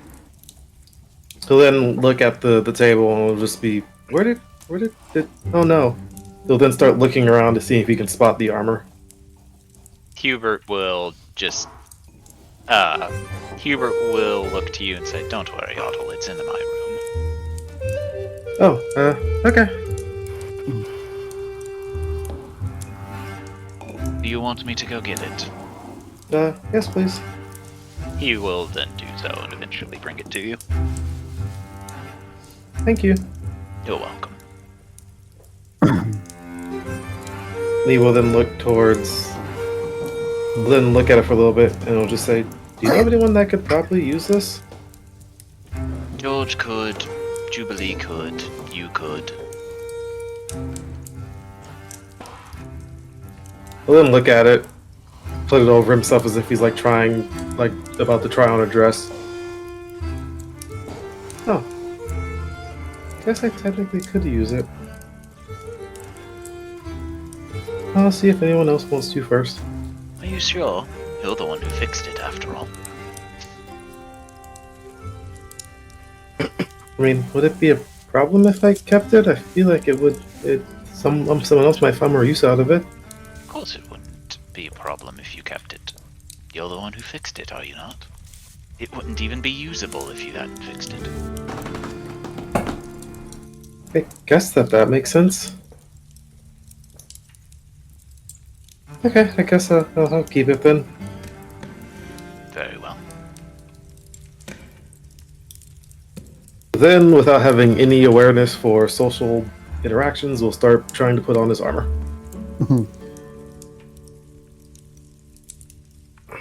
And that's who is next. Let's see. It appears that it is George who is next. George, after waking up and attuning to the crossbow, will stretch and will start walking down to the common area. Will stop in his tracks as he looks over and sees two goblins. Nutty. Oh god, they're multiplying. George, look! New princess, and She goblin too.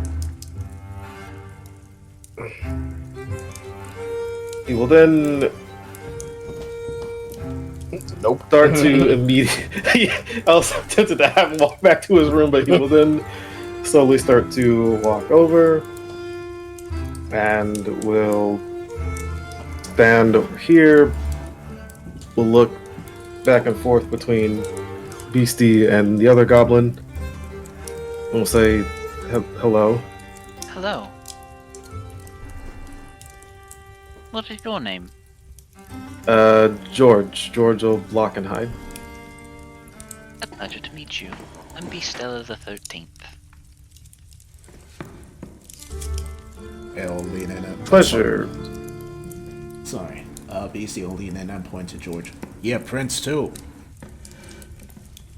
He looks to you, Beastie, and then to you, George, and go, "You're a prince." They'll see. No, my mother runs a kingdom, but she's not really a queen. Oh, if she is not a queen, then you are not a prince. Exactly. But she still insists on calling me a prince. No, Probably. you call George now. You beat your arch rival, so you earn your name.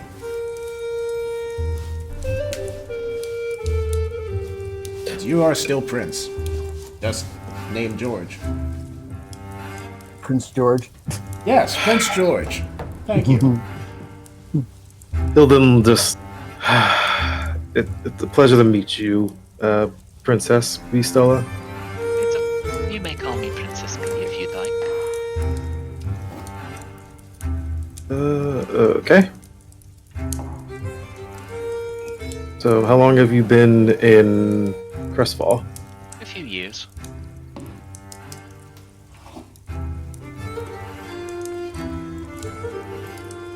He'll then kind of. He seems like he's about to say something, but then he'll look over to. He'll Fryle Sweck. You said a few years? Yes. Elisize. She's unfortunately another victim of the cult. Her realm was destroyed a few years ago and she ended up here. Oddle as if acting not confused at all. Oh, that makes sense. Beastie nods. Yes, exactly. Meanwhile, inside both their heads, what the fuck is going on? George will then pinch the bridge of his nose, but then we'll look over to Princess Beastella and say, "I'm sorry for what happened to your home." Unfortunately, while it is sad, it is something that occurs. Just disappointing is all. Yeah, that's a fair point, but still, the point still stands.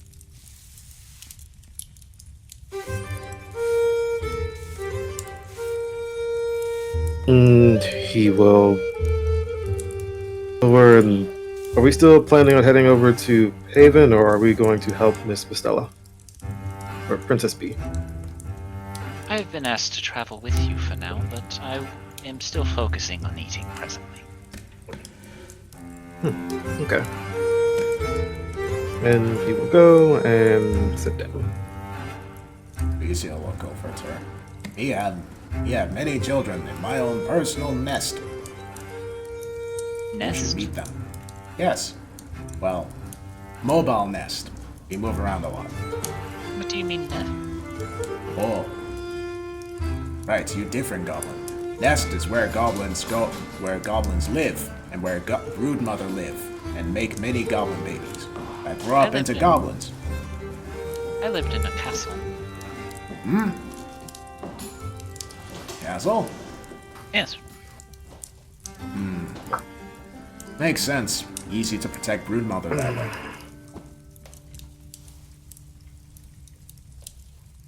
He looks at you as you say this, having no idea what a broodmother is, but chooses not to ask because she's she doesn't think she wants to know what the answer is.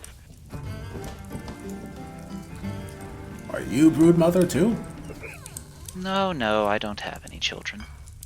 Oh. You'll get some, no worries. And she'll pat her on the back. And up next is Jubilee.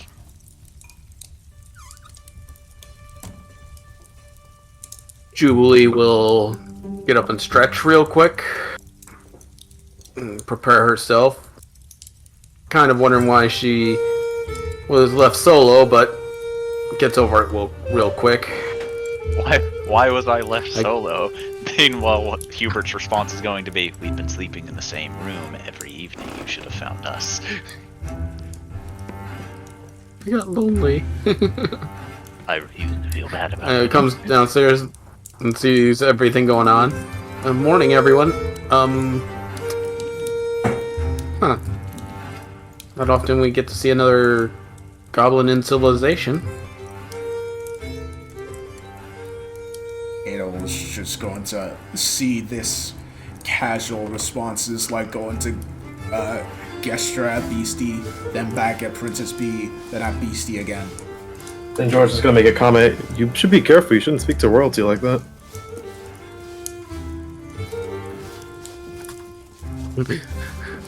Looks at Adel Sarday.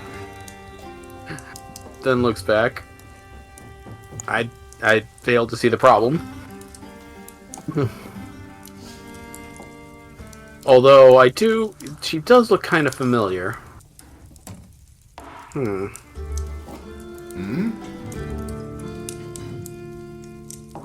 Oh, hello. Greetings. A pleasure to make your acquaintance. I assume you are one of the friends of this entourage here? Yes, my name is Jubilee. My name is Stella the 13th. Okay, I see what's going on here now. My apologies for my, I guess, casual way of speaking. I think at this point, my brain has just given up on weird things that happen. Quite alright, I suppose. I apologize for my lack of manners. Gives us a bit of a curtsy, as you would to a royal. You may call me Princess B, by the way. As you wish, Princess B. What brings you to this realm? I'm not sure, if I'm being honest.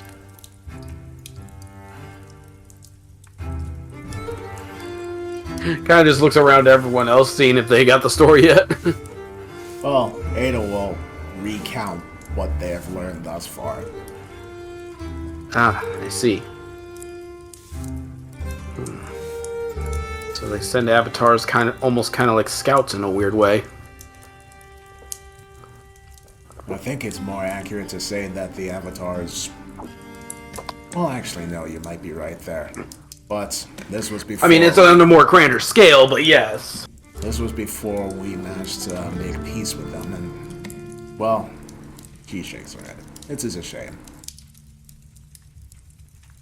Yes. It is quite a shame, but... Still Still fascinating to understand how they operate.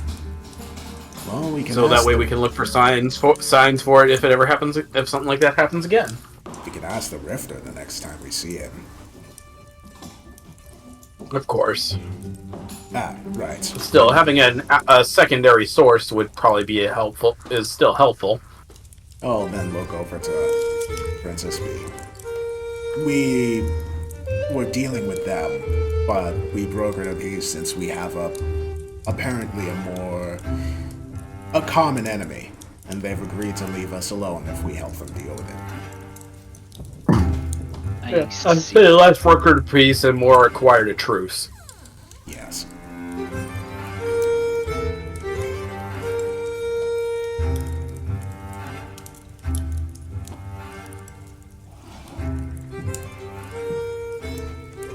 I want to roll insights on her IC, because I feel we might have just made a potential enemy here.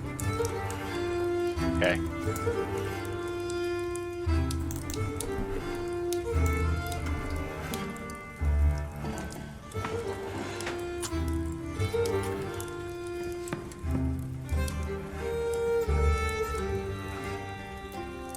hard to read her emotion as she's watching you all.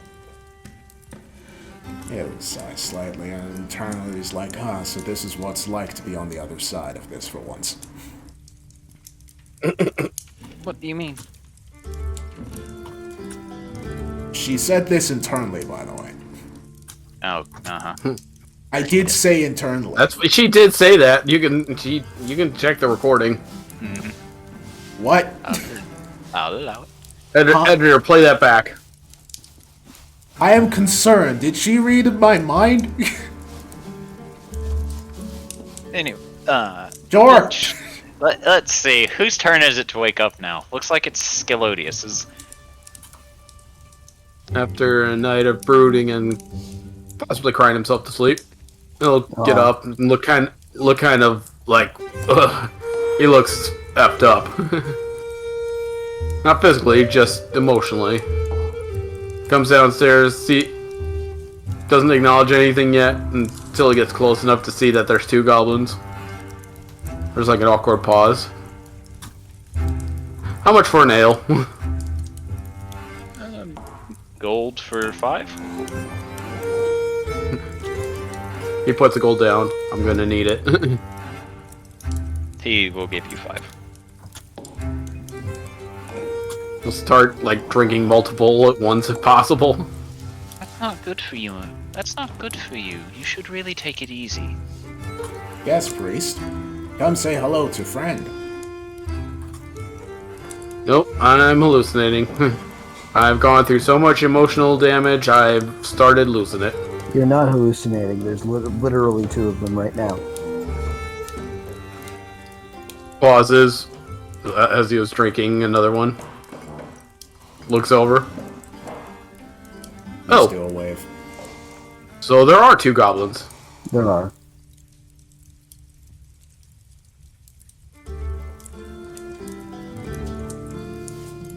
Jubilee just looks. What is wrong with you? It appears he's under some sort of emotional duress, which is not surprising.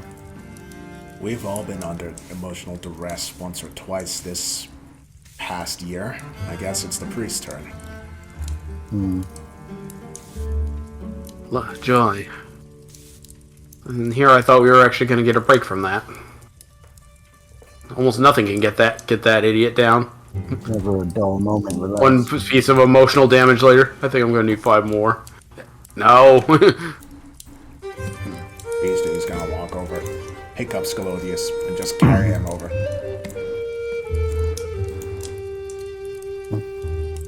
You really shouldn't do that. Princess E says to you, Beastie. Why? Me want to introduce friend to you. Yes, but it's demasculinizing him. Isn't it? Emasculating. Thank you. Demasculate what now? It makes Pretty him feel- sure the priest is used to that at this point. That doesn't mean that it's okay. George thinking to himself, "Do you just talk like Elvie?" That doesn't mean that it's okay. Especially if he doesn't want to be handled that way. He would say if he no want to be handled. I've Princess said it Bee- multiple times. Huh? Whenever I ask you to leave me alone or not do that, you just do it anyway. You know do good alone.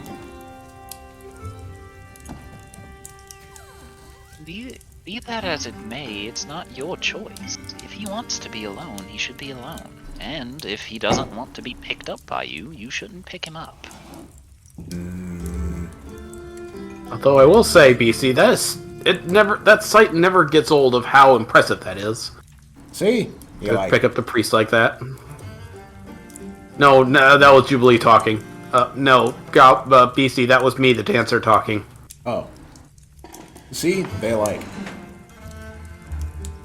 You will then very calmly Probably come not over, helping. grabbing your hands and forcing you to set Scalodius down, and then let go of him, before looking to you, Scalodius, and saying, "You can go do whatever it is you want to do. We can meet later." No, it's quite alright. I insist. If you don't want to do this right now, you shouldn't force yourself to. For me. If you need some time alone, go take your time. Honestly, with the dragging aside, they are right as I shouldn't handle that situation the way I did. I do apologize for that. Even so, it is still not proper for her to force you into an interaction that you are not prepared for.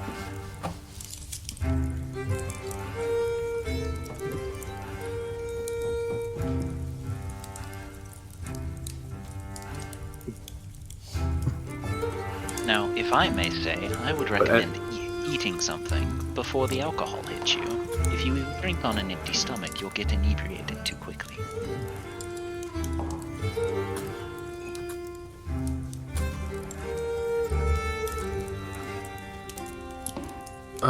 Barkeep, could I have 2 big plates of bacon, please? He will set a couple plates down for you. The setup for the dwarf is complete. He'll just push 1 plate to the chair next to him and wait. Speaking of the dwarf, there's a loud thud as Pilgrim falls right out of the fucking bed. ribbed. Good morning, Rocky. Pilgrim will get up. Grumble, grumble. Start stretching. Grumble, grumble, grumble. Pick up Rocky. Grumble, grumble, grumble. Walk out of the room. Immediately smell bacon. Grumble, grumble, grumble, grumble. Bacon. Good morning, my friend. I saved you a plate. Thank you. Bacon. And he's eating my plate too. Okay.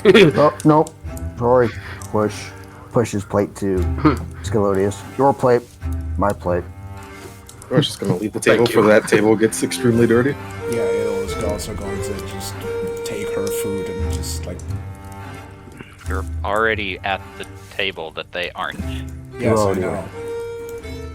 We're just getting more distance away. He's like, nope. There was Gonna one- be chunks of bacon flying off of the table. There was one time where, like, going to school years ago, every morning I'd grab breakfast from a place at a train station that's like, it served like rolls with bacon and sausage in it. And one day, while I was eating this, while I was going into a train because I was late for school, I remember specifically, I was trying to catch the last seat, and there was someone else there too. And she was looked to the seat, but the moment she saw me eating that sandwich, she very quickly went to the other side of the train. And to this day, that still sticks in my mind, and I feel almost bad for her. But I got the seat, so I don't care. At least I don't think it was out of disgust, but out of politeness at least. So take that with a grain of salt, man. It seems like she's like, well, he needs to sit down to eat. Nah, I feel she was a vegetarian. Because I could tell that was definitely disgust in her face. But you know, I don't mind. Well, I don't know. I'm trying to be optimistic, buddy. Nah, it's cool. It's disgust at the food, not disgust at me. If it was disgust at me, then I would have an issue. But anyway. Anyways, 2 barbarians start scarfing down, and then everyone else has a normal conversation. Yep. Well, give it a few minutes. It looks like the priest might actually be in a better mood once he has food in his system. Potentially. Seeming at least much more normal than he was yesterday. So, Princess B, what have you been doing these past few years? Exploring, fighting, trying to find if any of my friends made it here, and have been unsuccessful at this. Did you happen to meet? Do you have friends that look like us? Yes. Yes, I believe I have. Was your version of me, for example, large, muscular, wielding heavy armor? Her armor was large, she wasn't very. Kinda like you. Well, taller than me, but still short. It all thinks back to Seems Eddie. like she had a different version. George will like. Well, actually, no. George wasn't there when they saw their alternate versions of themselves. Never mind. Eddie, it was the same height as you, just bulky. So it looks like hers is a different version. No, like, seems to be talking about the same person. Because Eddie it was the same height as Adel Sarday. She was just muscular and her armor was thick. Well, your version of me was... You go, Drew. Sorry, you go ahead. Okay. Was your version of me a lot more broody? Neat, sure, broody. She does a so-so hand emotion. Okay, yep, that's the same ones. Interesting. Well, you'll be happy to know that your version of us are here now. There are missing. Well, you will a few of them. Yes, you wouldn't have found them because up until recently they were, well, dead. But they got better. It's complicated. I see.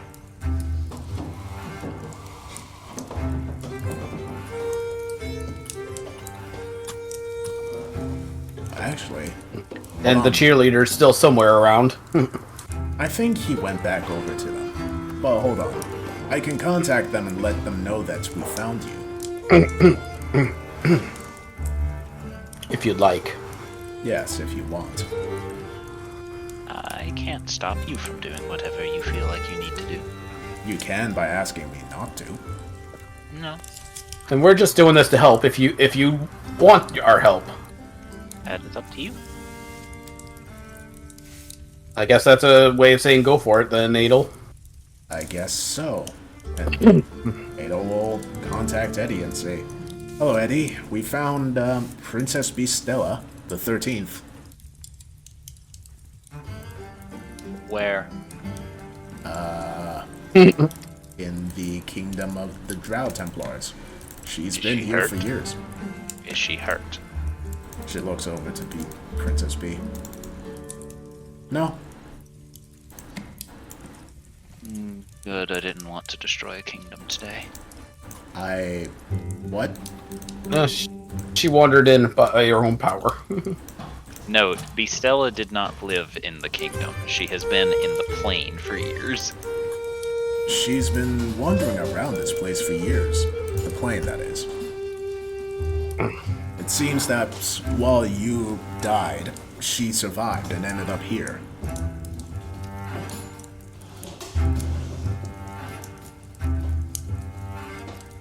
Duly noted. Are you still there? I am. Then I suppose we will attempt to make our way. Well, we're traveling over to Haven right now. It's in the kingdom next to the city, but Princess B has agreed to travel with us, so when you get here, you should meet up with her. Where are you traveling to? Haven. City of Angel. Wonderful. Is that a problem? I do not like angels. Why? They do not like me. Why? Because I have killed many people. I see. Well, if I warned them of your arrival, it should go easier for you and your team.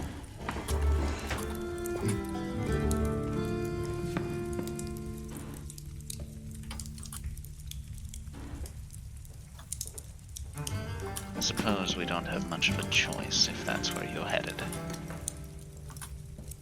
Well, the other option is for us to teleport over to you, but, well, Probably not a good idea. still fighting zombies in the water? No, we're fighting something else.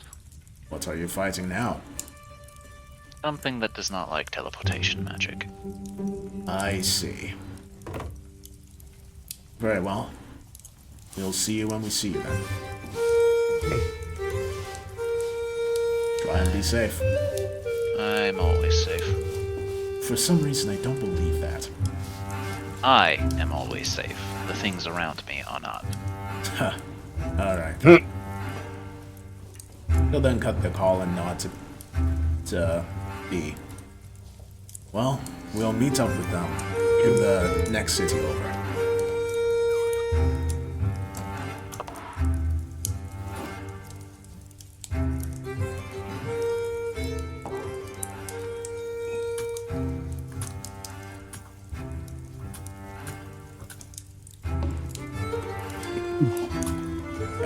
action from her?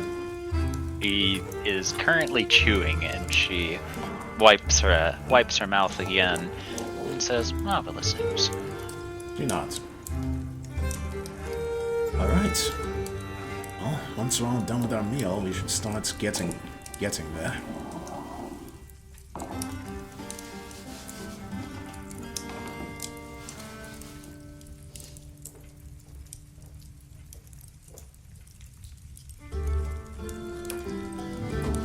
Any disagreements? She says while looking at everyone.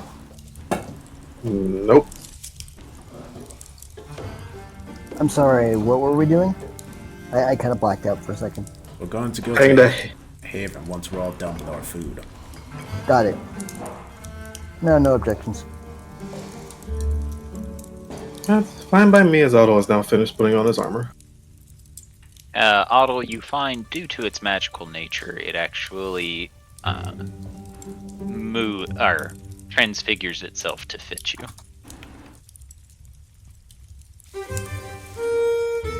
Oh, neat. It was +3 plate mail, right?